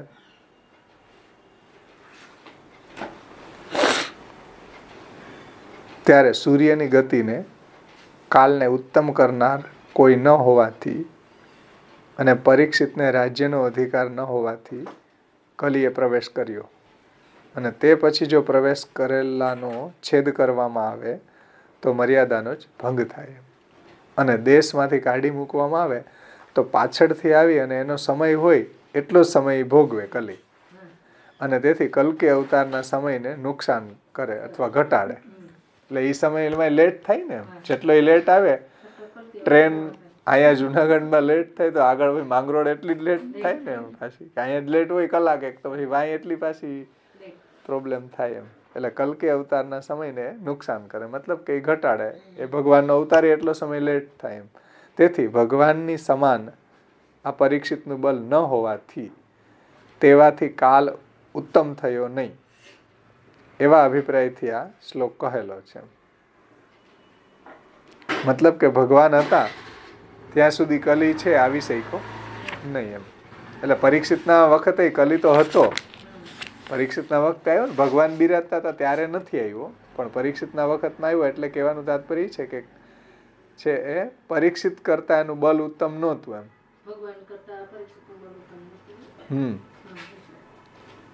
અહીં કીધું ને કે ભગવાનની સમાન આ પરીક્ષિતનું બલ ન હોવાથી, જો ભગવાનની સમાન પરીક્ષિતનું બલ હોત તો આવી જ ન શકત એમ. પણ ભગવાનની સમાન પરીક્ષિતનું બલ ન હતું એટલા માટે ભગવાન પધાર્યા એટલે તરત જ કલી એન્ટર થઈ ગયો.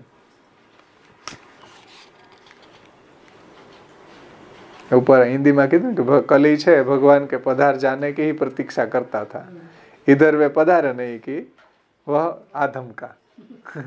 એવી રીતના उस काल के आते ही सारे अधर्म अपने अपने कामों में छूट गए.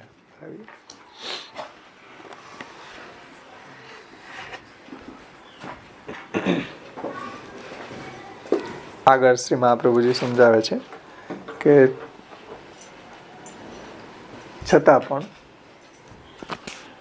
દુષ્ટ હોવાથી એને મારવો અથવા તો કાઢી મૂકવો યોગ્ય હતો. આમાં આપ્યું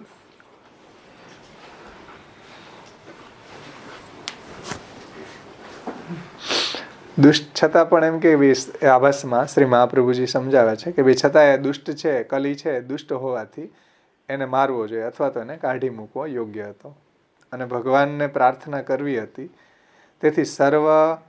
તેથી સર્વ ઉપર ઉપકાર થાત એવી શંકા થાય તો નીચેના શ્લોકથી કહે છે. છતાં પણ કલિકાલ છે, દુષ્ટ હોવાથી એને મારી નાખવો જોઈએ અથવા તો એને કાઢી મૂકવો જોઈએ રાજ્યમાંથી. અને ભગવાનને પ્રાર્થના કરવી હતી કે ભાઈ તમે આ કલી આવ્યો છે તો તમે જ કંઈક કરો એમ. પરીક્ષિત એવું કરવું જોઈએ ને એમ, કે ભગવાનને પ્રાર્થના કરવી જોઈએ તો ભગવાન એનો નિવેડો કરત કંઈક એમ. તો એવી શંકા થાય કે તેથી સર્વ ઉપર ઉપકાર થાય તો પછી બધા ઉપર ઉપકાર થાત ને. કલીને જો ભગવાને જેનો ઉપાય કરત તો બધા ઉપર ઉપકાર થાત એમ. તો એવી શંકાના જવાબમાં કહે છે. હિન્દીમાં આ ભાષાર્થમાં એ રીતે સમજાવ્યું છે कि जबकि कलिकाल दुष्ट था तो उसे मार देना ही उचित था या उसे फिर उसका किसी अन्य प्रकार से निराकरण कर देना चाहिए था, परंतु भगवान ने ही कलिकाल को युगों के अधिकारी के रूप में नियुक्त किया था.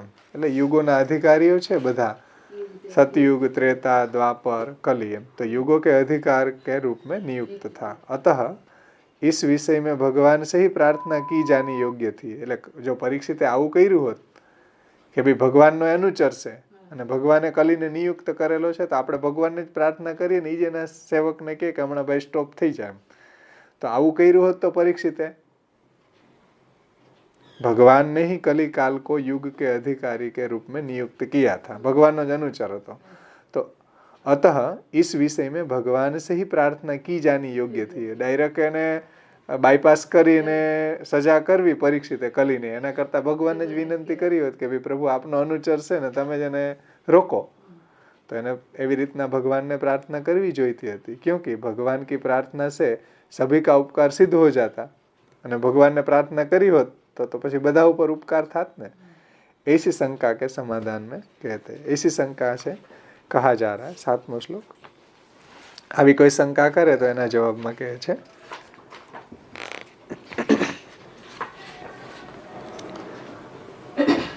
નાનુદ્વેષ્ટિ કલિમ સમ્રાટ સારંગ ઇવ સારભુક કુશલાન્યાસુ સિદ્ધ્યંતિ નેતરાણી કૃતાની યત.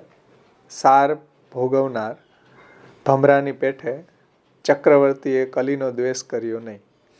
એટલે જેમ ભમરો હોય એ ફૂલમાંથી સાર ગ્રહણ કરી લે, એવી રીતના પરીક્ષિતની જે દ્રષ્ટિ હતી એ સારગ્રાહી દ્રષ્ટિ હતી.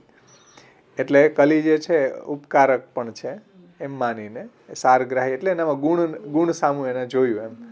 તો ચક્રવર્તીએ કલીનો દ્વેષ કર્યો નહીં એમ પરીક્ષિતે. કારણ કે પુણ્યો કલીમાં તરત જ ફલ આપે છે, કરેલા જુદા પાપો તરત ફલ આપતા નથી એમ. કારણ કે કલીની વિશેષતા છે કે પુણ્ય જે છે એ શીઘ્ર ફલ આપે છે અને પાપાચરણ છે એ 1 વર્ષ પછી ફલ આપે છે. એટલે કલીની વિશેષતા છે. हिंदी में सम्राट परीक्षित भंवरे के समान सार वस्तु को ग्रहण करने वाले हैं, अतः उन्होंने कलिकाल से द्वेष नहीं किया. इस कलिकाल में सार बात यह है कि पुण्य कार्य के फल शीघ्र ही मिलते हैं और पाप कर्मों के केवल वे ही फल मिलते हैं जो स्वयं ने किए हैं. એટલે પાપ કર્મો જે છે એનું ફલ પોતે કરેલા હોય તો લાગે એમ. કોઈના સંસર્ગમાં આવે તો એ પાપ કર્મોનું ફલ ન મળે એમ. બીજા યુગોની અંદર તમે કોઈના સંસર્ગમાં રહેતા હોય ને એ પાપી હોય ને તો આપણામાં એનું પાપ આવે. કોઈ પાપી રાજાના રાજ્યમાં તમે રહેતા હોય ને તો તમે એના પાર્ટનર બનો બીજા યુગોમાં. કલિયુગની અંદર કોઈના સંસર્ગથી ને આવતા પાપો છે એ લાગતા નથી એમ. એટલે એને ખુલાસો કર્યો કે ફલ સ્વયં કે ही मिलते. जो पाप कर्मों के केवल वे ही फल मिलते हैं जो स्वयं ने किए. એનો મતલબ શું કે બીજાના સંસર્ગથી જે પાપો થાય એ પાપ નથી મળતા એમ. શ્રી મહાપ્રભુજી આમાં વિસ્તારથી સમજાવ્યું છે સુબોધિનીજીમાં. બહુ સુંદર સમજાવ્યું છે આ વાતને કે રાજાને કલિકાલ સે દ્વેષ નહીં કિયા. હવે રાજાએ શા માટે ભાઈ કલિકાલનો દ્વેષ ન કર્યો? यद्यपि राजा परीक्षित सब कुछ करने में समर्थ थे, परंतु उन्होंने कली से द्वेष नहीं किया. એટલે એ તો એને હણવા માટે તૈયાર થયા ને તલવાર ઉગામીને એમ. એટલે એનું સામર્થ્ય હતું કે એને બારી કાઢી મૂકે કે એને હણી નાખે એમ. યદ્યપિ ધર્મને કલિકાલ સે દ્વેષ કિયા, એટલે ધર્મએ કર્યો કારણ કે અધર્મનો બંધુ હતો કલી, એટલે ધર્મને કલી પ્રત્યે દ્વેષ છે પણ પરીક્ષિતને કલી પ્રત્યે દ્વેષ નથી એમ. સમજો? એટલે ધર્મએ તો એને ગોળ ગોળ વાત કહી દીધી ને કે ભાઈ શું ખબર પડે કોણ આ સુખ દુઃખનો હેતુ શું હોઈ શકે એમ. પણ એ એટલે આવું બોલતો હતો એટલે ધર્મ જ હતો, ભલે નામ ના આપ્યું ધર્મએ, પણ ધર્મને કલી પ્રત્યે દ્વેષ તો છે ને, કારણ કે કલી અધર્મનો બંધુ છે, તો ધર્મ અને અધર્મ કોઈ દિવસ એકી સાથે ન રહે એમ. તો કલિકાલ છે ધર્મને, યદ્યપિ ધર્મને કલિકાલ છે દ્વેષ કિયા, કારણ કે ધર્મનો ઓપોઝિટ છે, વિરોધી છે, પરંતુ પરીક્ષિતને ધર્મ કા અનુસરણ કરતે હુએ કલી से द्वेष नहीं किया. એટલે પરીક્ષિતે ધર્મનું અનુસરણ કર્યું, ધર્મને 3 પગ સાંધી આપ્યા, છતાં પણ કલીનો દ્વેષ નથી કર્યો એમ. उसमें उनका सम्राट होना ही कारण है, કારણ કે સમ્રાટ છે परीक्षित.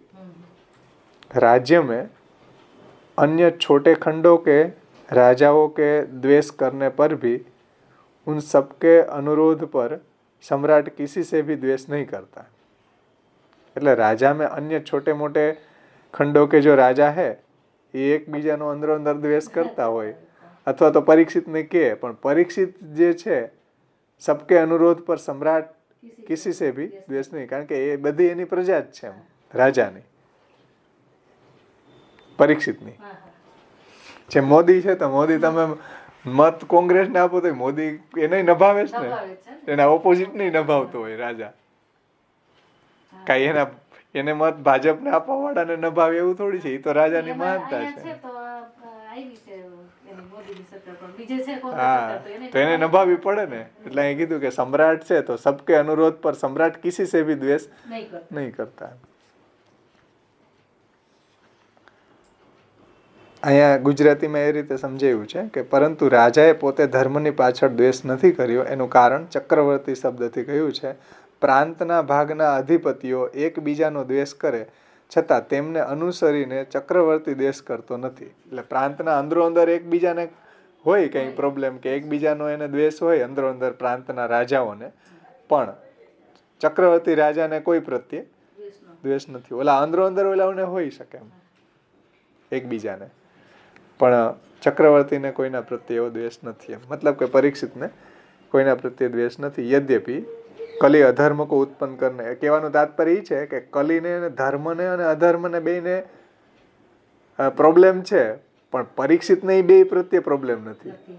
પરીક્ષિતને તો બે નહીં, કલીને રાખ્યો અને ધર્મના 3 પગ સાધી એમ. આ એક્ઝામ્પલથી મહાપ્રભુજી એ વાત સમજાવે છે કે ભાઈ પરીક્ષિતને કોઈ વાંધો નથી ધર્મ અને કલી બેમાંથી એકેય પ્રત્યે, કારણ કે કલી રે તો એની ગુણગ્રાહી દ્રષ્ટિ છે કે ભાઈ કલી પાછો સહાયક છે.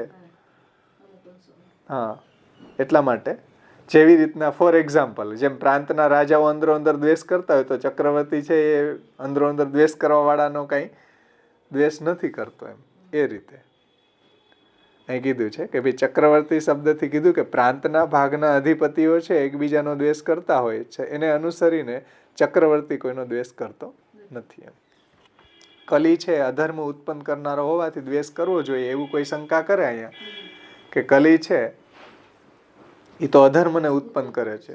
यद्यपि कली अधर्म को उत्पन्न करने वाला है, परंतु उस उत्पत्ति कर्ता से द्वेष न होकर उससे उत्पन्न हुए अधर्म से राजा को द्वेष है. એટલે કલી જે છે એ અધર્મને ઉત્પન્ન કરતો હોવાથી એના પ્રત્યે દ્વેષ કરવો જોઈએ એવી કોઈ શંકા કરે તો એના જવાબમાં કહે છે કે उत्पत्ति कर्ता से द्वेष न होकर उससे उत्पन्न हुए अधर्म से राजा को द्वेष है. એટલે જે ઉત્પત્તિ કરવા વાળો છે એના પ્રત્યે દ્વેષ નથી, પણ એને જે ઉત્પન્ન કરેલો અધર્મ છે એના પ્રત્યે રાજાને દ્વેષ છે. સમજાણું ને? જો કલી છે અધર્મ ઉત્પન્ન કરતો હોવાથી દ્વેષ કરવા યોગ્ય છે એવી કોઈ શંકા કરે તો એના જવાબમાં કહે છે ભાગવતકાર કે સારને ભોગવનાર એમ કહ્યું છે. સારને ભોગવનાર એનો મતલબ શું? તો એના માટે એક એક્ઝામ્પલ આપ્યું કે જેમ ચોખા ઉપર ફોતરા હોય છે તેથી તે ચોખા નાખી દેવાના નથી હોતા, પરંતુ ફોતરાથી એને છૂટા કરી અને ચોખાને ખાવામાં આવે છે. એવી જ રીતના રાજા પણ સારનો જ ભોગ કરતો હતો, અને સાર પણ જો અસારથી વીંટળાયેલ હોય તો જ હોય છે એમ. એટલે સારની જે મહત્તા છે એ અસારથી વીંટળાયેલો હોય તો જ સાર એમાં ટકી રહે ને એમ. જેમ કોઈ પણ વસ્તુ હોય એના છાલકા આપણે છિલકા નાખી દઈએ, પણ એ છિલકાને કારણે જ સેફ હોય છે વસ્તુ. તમે જુઓ કોઈ પણ ફ્રૂટ જુઓ એની છાલ કેટલી હોય, ચીકુની છાલ કેટલી, પણ એના કારણે જ ચીકુ સેફ રહે. હાવ આછી હોય ને છતાંય જો જરીકે તમે ઉખેડી ગયું 20 મિનિટ ન રહે, પછી છાલના કારણે 2 દિવસ રહે, 5 દિવસ રહે, ફ્રીજ હોય તો વધારે રહે. એટલે સમજો અહીં કહે છે કે ભાઈ જે વસ્તુ છે અસાર જે છે એ જ એનું આવરણ છે હરેકની અંદર એમ. અસારને કારણે જ એ સાર વસ્તુ એમાં સંગ્રહિત રહે છે, સુરક્ષિત રહે છે. જેમ વાડ હોય તો વચ્ચે આપણે વાવ્યું હોય કઈ તો પાકનું રક્ષણ વાડથી થાય. વાડથી શું આપણને મળે? વાડ તો અસાર છે, એમાં કઈ થવાનું નથી વાડમાં, પણ એ રક્ષણ કરે. એટલે બહુ સરસ વાત મહાપ્રભુજી સમજાવી જો કે સાર પણ જો અસારથી વીંટળાયેલ હોય તો જ હોય છે. તેથી રાજાએ કોઈ પણ અંશથી કલીનો દ્વેષ ન કર્યો. રાજાએ છે કલિકાલનો દ્વેષ ન કર્યો. ભલે અસાર રૂપ છે પણ એનાથી સાર રક્ષાયેલ છે.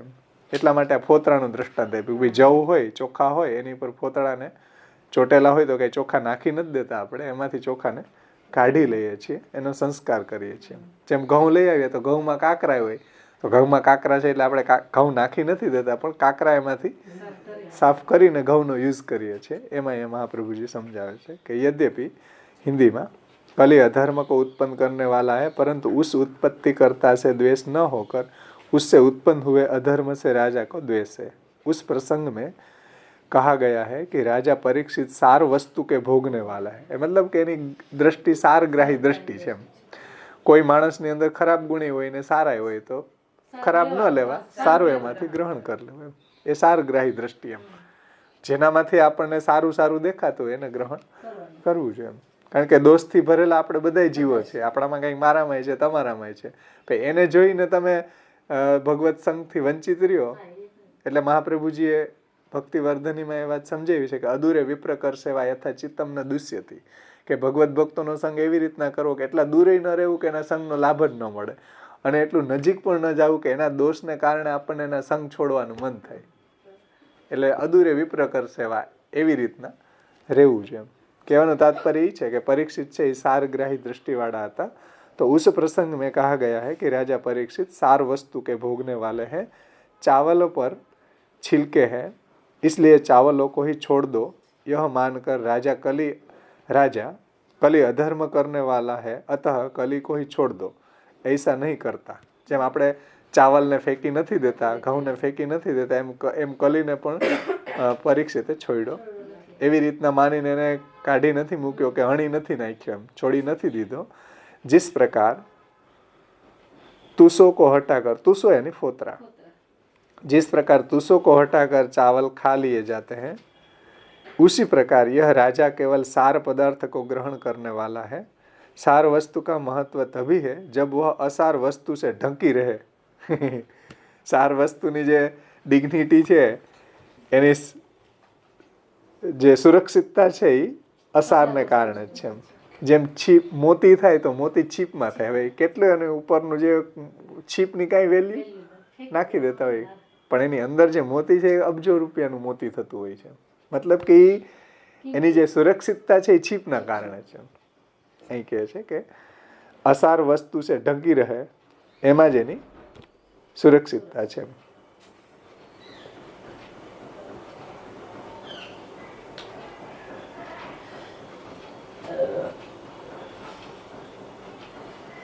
अतः राजा कलिकाल का किन्हीं भी अंशों में द्वेष नहीं करता. એટલે રાજા છે કોઈ પણ સંદર્ભમાં કલીનો એને દ્વેષ ન કર્યો, કારણ કે સારગ્રાહી હતો અને કલીની અંદર જે ઉત્તમતા હતી એને લીધી. એમ એની શ્રેષ્ઠતા છે.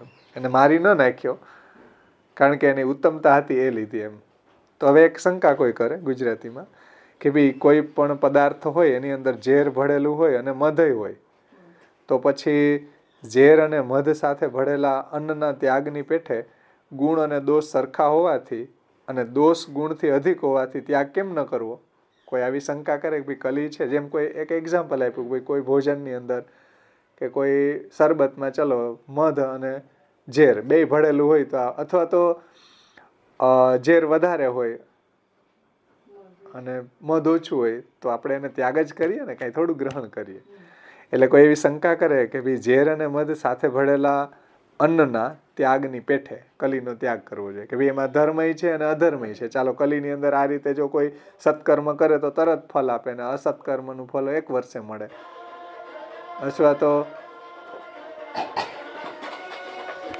અથવા કલીની અંદર કોઈ ભગવાનનું ભજન કરે તો એની શ્રેષ્ઠતા છે, આવું કોઈ કહે.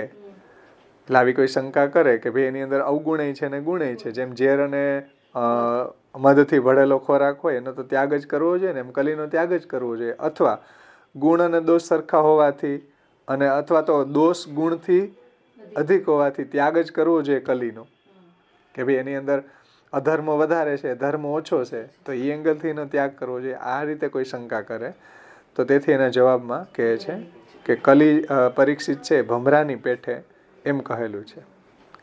પરીક્ષિત કેવો છે? ભમરાની પેઠે. ભમરાની પેઠે એટલે શું? તો એને શ્રી મહાપ્રભુજી સમજાવે છે કે સારનું ગાયતી, એની ગાન કરે તે સારંગ. સારંગ એટલે ભમરો. ભમરો છે એ એમાંથી સાર ગ્રહણ કરી લે, ફૂલોમાંથી બધો સાર હોય એ ગ્રહણ કરી લે એમ ભમરો. કારણ કે મધથી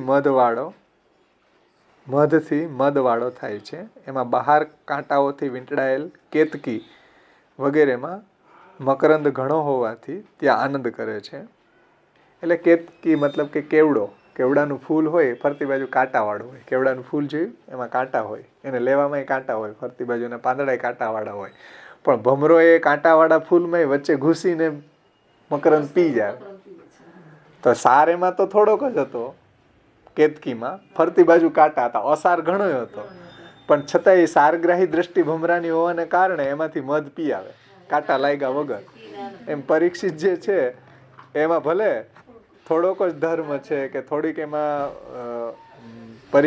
કલિકાલની અંદર વિશેષતા છે, પણ પરીક્ષિત એમાંથી અધર્મ જે છે એને છોડીને એટલો એમાંથી સાર ગ્રહણ કર્યો કે ભાઈ કલિયુગ હશે તો એ ઉપયોગી છે. એટલે શ્રી મહાપ્રભુજી આમાં નિબંધમાં આજ્ઞા કરે છે કે અધુના અધિકારસ્તુ સર્વૈવ ગતા કલો. અત્યારે કલીમાં બધા અધિકાર જતા રહ્યા છે. કૃષ્ણચેત સેવ્યતે ભક્ત્યા કલિસ્તસ્ય ફલાઈ. જો કૃષ્ણનું ભજન કરવામાં આવે કલીમાં તો કલિયુગ કૃષ્ણ ભક્તના માટે સહાયરૂપ છે, ફલરૂપ છે. મહાપ્રભુજી એમ કીધું કલિસ્તસ્ય ફલાઈ, કલી એના માટે ઉપયોગી છે, ફલરૂપ છે. એને એ બાધા કરતો નથી, એને ડિસ્ટર્બ નથી કરતો, એના માટે ઉપયોગી થઈ જાય. ડિસ્ટર્બ નથી કરતો એટલું જ નહીં, એને સપોર્ટિંગ છે કલી ભગવાનના ભક્તને. એટલે કલીની એવી શ્રેષ્ઠતા મહાપ્રભુજીએ બતાવી છે. ગુસાઈજીએ પણ ગુસાઈજીની ચતુશ્લોકીમાં એમ કીધું કે કાલો એમ કઠિનો અપી કૃષ્ણ ભક્તા ન બાધતે. ગમે એવો કાલ કઠિન હોય પણ કૃષ્ણ ભક્તને બાધારૂપ નથી થતો. હિન્દીમાં આ સંદર્ભને જોઈ લે કે તો फिर जहर और मीठे यानी मध से युक्त अन्न के त्याग के समान गुण और दोषों की समानता होने पर कली को त्याग देना चाहिए. ये एंगल थी કે ભાઈ એમાં અધર્મ અને ધર્મ બે સમાન હોય અથવા તો એમાં અધર્મ વધારે હોય તો दोनों की अधिकता होने पर उस वस्तु के समान कलिकाल का त्याग करना, कलिकाल का त्याग राजा ने क्यों नहीं किया. એટલે કોઈ પણ અન્નની અંદર ઝેર અને મધ ભળેલું હોય તો આપણે એને ખાતા નથી, એનો ત્યાગ જ કરીએ છીએ. એ રીતે પરીક્ષિતે કલીની અંદર अधर्म છે, धर्म ही છે, तो अधर्म होने कारण एनो त्याग केम न कर्यो. इसके उत्तर में कहते हैं, उस प्रसंग में कहते हैं कि भमरे के समान त्याग नहीं किया. એટલે ભમરો જે છે એ સારગ્રાહી હોય છે, એ રીતે પરીક્ષિતજી પણ સારગ્રાહી છે. કઈ રીતે? તો કે सार अर्थात तत्व को गाने वाला होने से उसे सारंग यानी भंवरा कहा जाता है. એટલે સારનું જે ગાન કરે એને સારંગ કહેવાય. એમાંથી સાર હોય લઈ લે, પુષ્પમાંથી જે સાર હોય લઈ લે, એને સારંગ કહેવાય. ભક્તને સારંગ કીધો છે કારણ કે એ સારનું ગાન કરે એટલે ભગવાનનું ગુણગાન કરે એટલે ભક્તને સારંગ કહેવામાં આવે. સારંગનો અર્થ ભક્ત થાય. એટલે સારનું ગ્રહણ કરી લે. આ બધાની અંદરથી ભગવાનનું શ્રવણ કીર્તન કરી લે તો એ સારગ્રાહી છે ભક્ત. ભમરો પણ એવો જ છે. વહ મધુ મેં મસ્ત હોકર ગાતા હે. એટલે ભમરો જે છે આ રીતે પુષ્પની અંદરથી સાર ગ્રહણ કરીને, તત્વને ગ્રહણ કરીને એમાં મસ્ત થઈ જાય છે. યદ્યપિ કેવડા બહાર સે કાંટો સે ઘીરા રહેતા હે. કેવડાની સુગંધ હોય, એટલી બધી અદ્ભુત સુગંધ હોય કેવડાને. અત્યારે તમે સૂંઘ્યું હોય પણ એને કેવડાનું ફૂલ હોય ને ત્યારે બહુ સુગંધ આવે. અમારા ગામમાં હતો એક જગ્યાએ કેવડો, અમે જેને ફૂલ લેવા જતા નદીમાં. આમ તો કેવડો કેવડો કેવડો કેવડાનું ફૂલ આવે મોટું,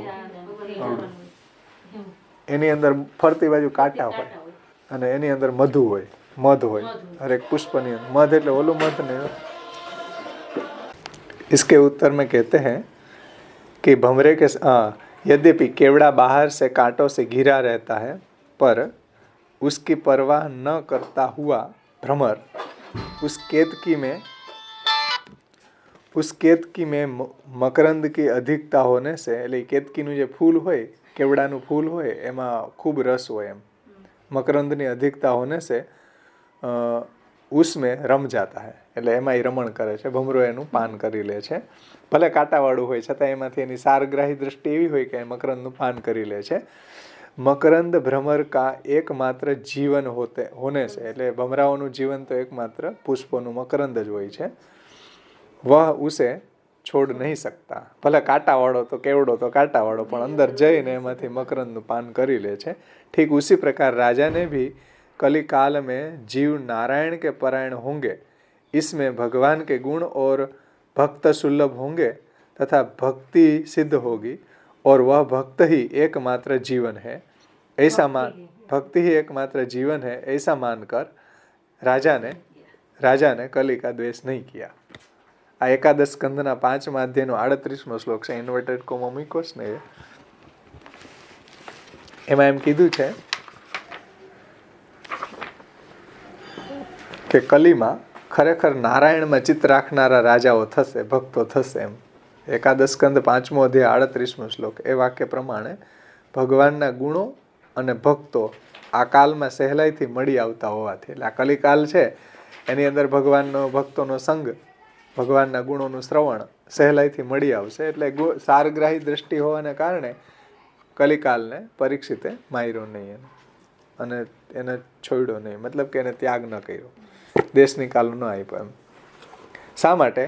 કલિકાલ મેં જીવ નારાયણ કે પરાયણ હોંગે.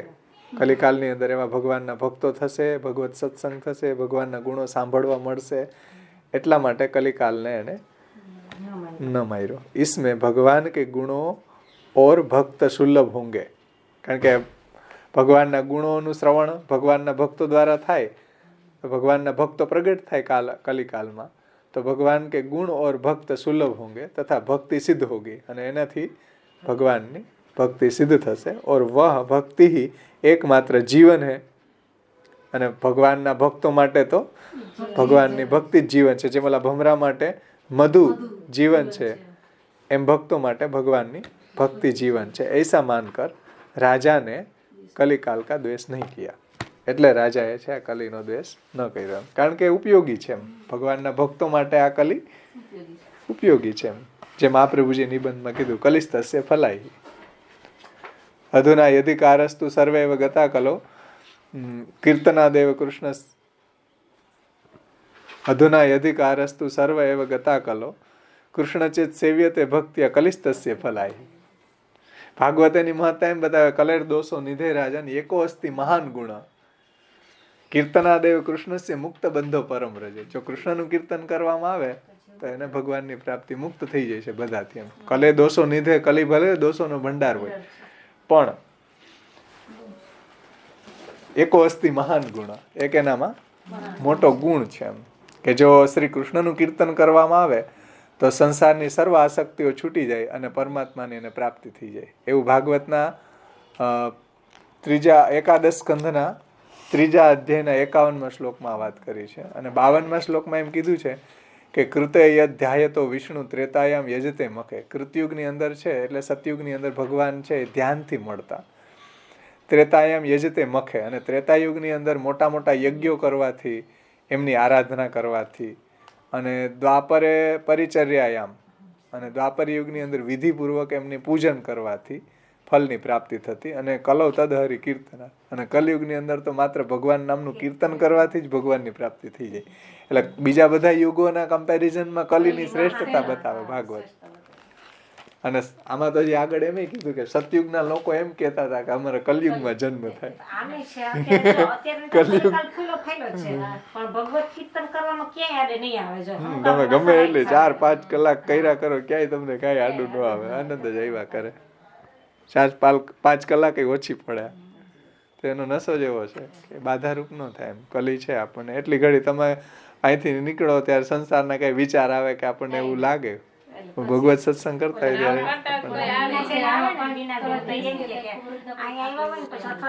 છે આનો દ્વેષ ન કર્યો. कली में स्थित अधर्म के अंश का निराकरण तो प्रतिबंध से भी हो जाता है. કેટલી સરસ વાત કરી મહાप्रभुजीએ કે ભાઈ कली में स्थित जो अधर्म है वो अधर्म के अंश का निराकरण तो प्रतिबंध से हो जाता है. मतलब કે એ ન કરવાથી તો એની મેળ અટકાઈ જાય ને.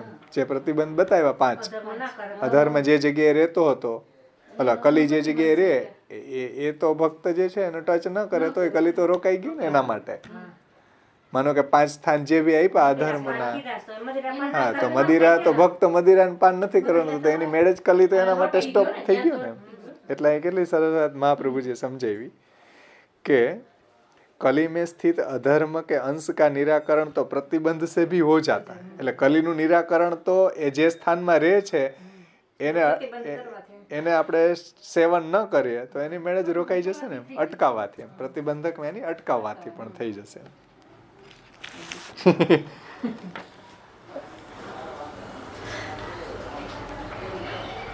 જો અહીંયા ગુજરાતીમાં એ રીતે સમજાવ્યું છે કે અધર્મના કલીના ભાગનો નાશ કરવાનો તો તેને અટકાવવાથી પણ થશે, એવો અર્થ છે. એટલે એ સ્થાનોનું સેવન ન કરીએ. માનો કે ડ્રિંક બતાવ્યું છે, પછી 5 સ્થાનો બતાવ્યા ને આગળ, જુગાર, પરસ્ત્રી ગમન 3, સુવર્ણ તો લાસ્ટમાં આપ્યું ને, વેર, હિંસા,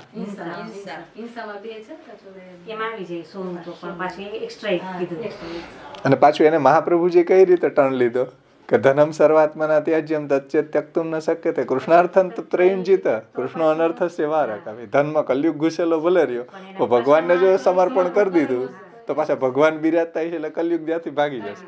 કારણ કે ભગવાન સંબંધી જો હશે, હા આગળ આવ્યું હતું કે ભાઈ જૂઠ જે છે, હા તો કૃષ્ણના દાસોહમનો અહંકાર હશે તો એ અંશરૂપે એમાં હશે, તો એ ભગવાન ના ભક્ત જે છે અને દાસોહમનો અહંકાર છે તો ગર્વ જે છે એ અંશરૂપે એમાં આવશે ને, તો એ બાધારૂપ નહીં થાય પછી. તો એ જ એનો અંશ કલીનો છે એ ભક્તને અંદર તો ધર્મરૂપ થશે ને, દાસોહમનો અહંકાર એમ. અને બીજું હતું એનો આગળના 23મો શ્લોક, 17મા અધ્યાયના 23મા શ્લોકમાં એ વાત સમજાવી હતી કે આ જે 4 છે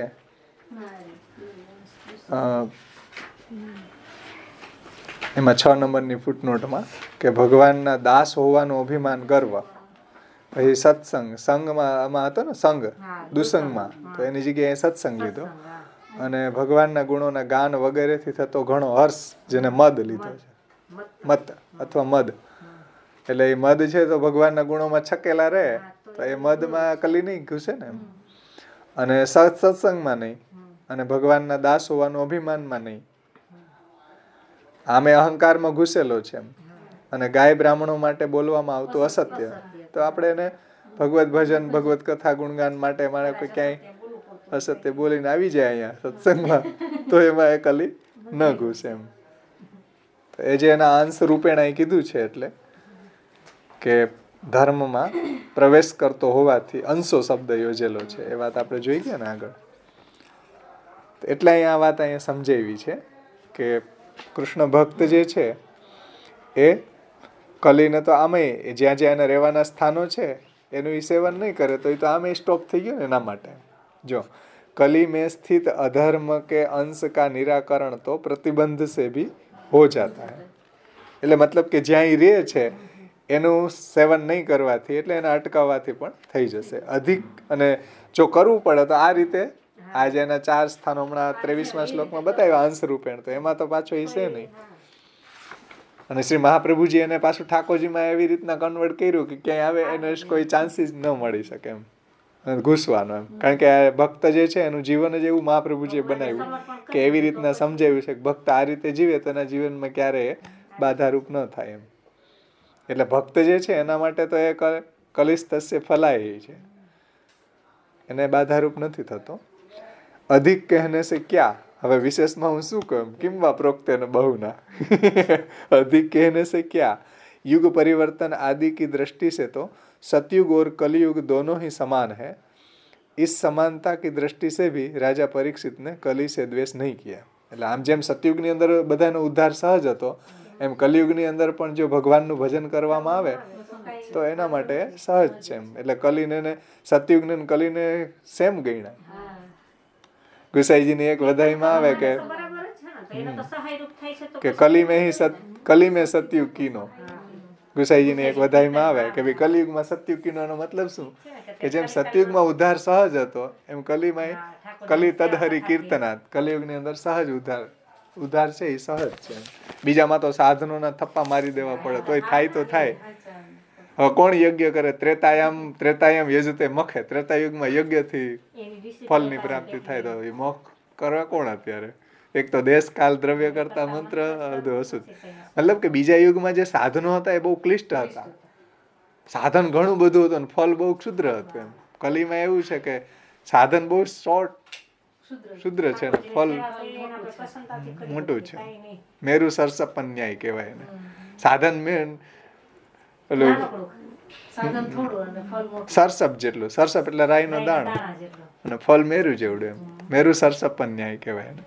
એ વાત અહીંયા ભગવાને પણ 12મા સ્કંધની અંદર, દ્વાદશ સ્કંધની અંદર 3જા અધ્યાયના 52મા શ્લોકમાં એ વાત કહી છે કે કૃતે અધ્યાય તો વિષ્ણુ ત્રેતાયામ યજતે મખે દ્વાપરે પરિચર્યાયામ કલો તદહરી કીર્તના. જે ફલો બીજા યુગમાં બહુ મોટા મોટા સાધનો કરવાથી મળે ન મળે એમાંય પાછું ખબર નહીં એમ, પણ કલિયુગની અંદર તો શ્યોર કલી તદહરી કીર્તના, ભગવાનનું કીર્તન કરવાથી એ જ ફલ કલિયુગની અંદર પ્રાપ્ત થઈ જાય છે એમ. એ વાત શ્રી મહાપ્રભુજી અહીંયા સમજાવે છે. એટલા માટે પરીક્ષિતે કલીનો દ્વેષ ન કર્યો. इस समानता की दृष्टि से भी राजा परीक्षित ने कली से द्वेष नहीं किया है. कहते हैं कि इसमें मनुष्य की कुशलताएं शीघ्रता से संपादित हो जाती है. सतयुग में पाप का फल तत्क्षण मिलता है, त्रेता में पाप का फल 12वें दिन मिलता है और द्वापर में 1 महीने में पाप का फल मिलता है और कली में 1 वर्ष में पाप का फल मिलता है. પાપનું ફળ જે છે કલિયુગની અંદર 1 વર્ષે મળે, સતયુગની અંદર તરત જ મળે. અર્થાત કલી में धर्म की सिद्धि तत्क्षण होती है. પાછું એનું રિવર્સ, ધર્મની સિદ્ધિ તરત થાય, પાપનું ફળ 1 વર્ષે મળે છે. એને કમ્પેરિઝન કરતા જાઓ. કલીમાં ધર્મની સિદ્ધિ તરત જ થાય એમ. ધર્મની સિદ્ધિ તરત થાય ને માનો કે કંઈક પાપ કર્યું ને એનો ધર્મ સિદ્ધ થઈ જાય તો પાપ એનું ખતમ થઈ જાય ને, તો એ એનું નીલ થઈ જાય ને છેલ્લે એકાઉન્ટ. જો ધર્મ જ કરતો જાય તો છેલ્લે પાપ નીલ. અને ઓમાં શું થાય કે અધર્મ કર્યું એનું ફળ તરત મળ્યું, તો અધર્મ જ કરતો જાય તો એનું પુણ્ય નીલ થતું જાય પાછું. એની કમ્પેરિઝન કરો તો કલિયુગની શ્રેષ્ઠતા છે એમ. कि इस विषय में कहा भी गया है कि कुशलता से अर्थात कली में धर्म की सिद्धि तत्क्षण होती है. इस विषय में कहा भी गया है कि कुशलताएं अर्थात पुण्य और इतर अर्थात पाप ये दोनों ही कली काल में स्वयं करने वाले को ही लगते हैं. कली काल में संसर्ग से उत्पन्न होने वाले पाप नहीं लगते हैं, यह बताया गया. આ પાછી એને એક વિશેષતા બતાવી છે કલિયુગની. એની પહેલા એને જે આ વાત બતાવી છે ને કે સતયુગ જે છે એની અંદર માનો કે કોઈ ધર્મ કર્યો હોય તો એનું ફળ 1 વર્ષે મળે, અને કલિયુગ જે છે એની અંદર અધર્મનું ફળ 1 વર્ષે મળે, ધર્મનું ફળ એને શીઘ્ર મળે. એની શ્રેષ્ઠતા બતાવી છે.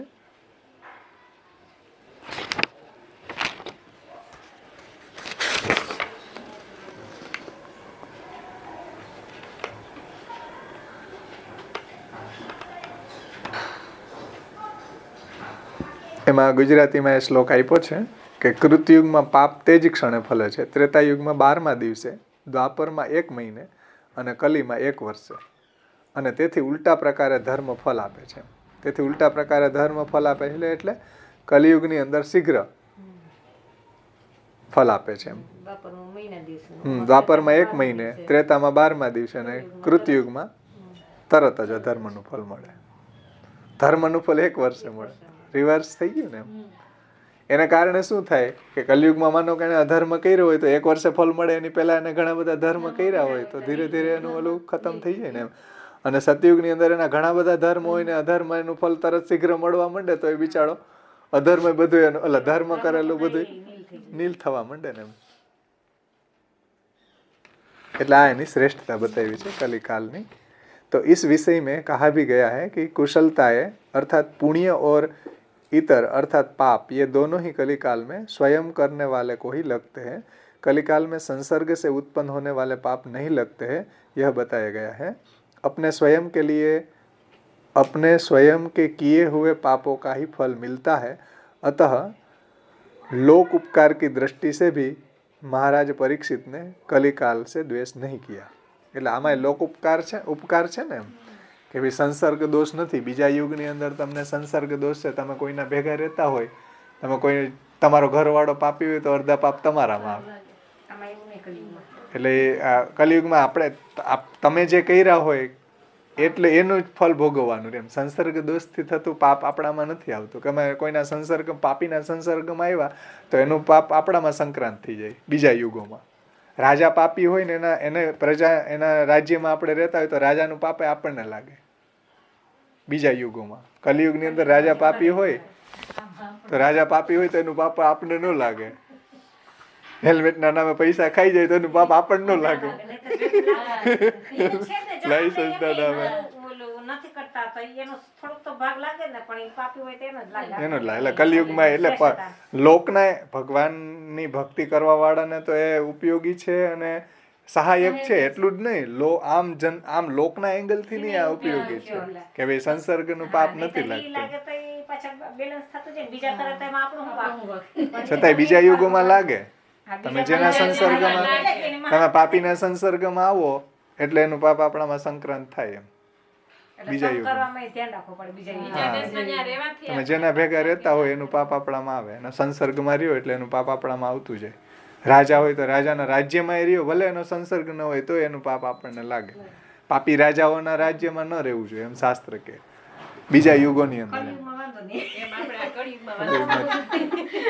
કલિયુગમાં એ દોષ નથી લાગતો. 7મો શ્લોક અહીંયા સંપન્ન થાય છે.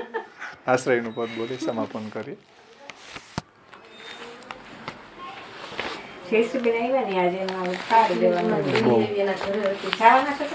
ત્યાંથી તો આવી એટલે ઘરે નથી જવાનું.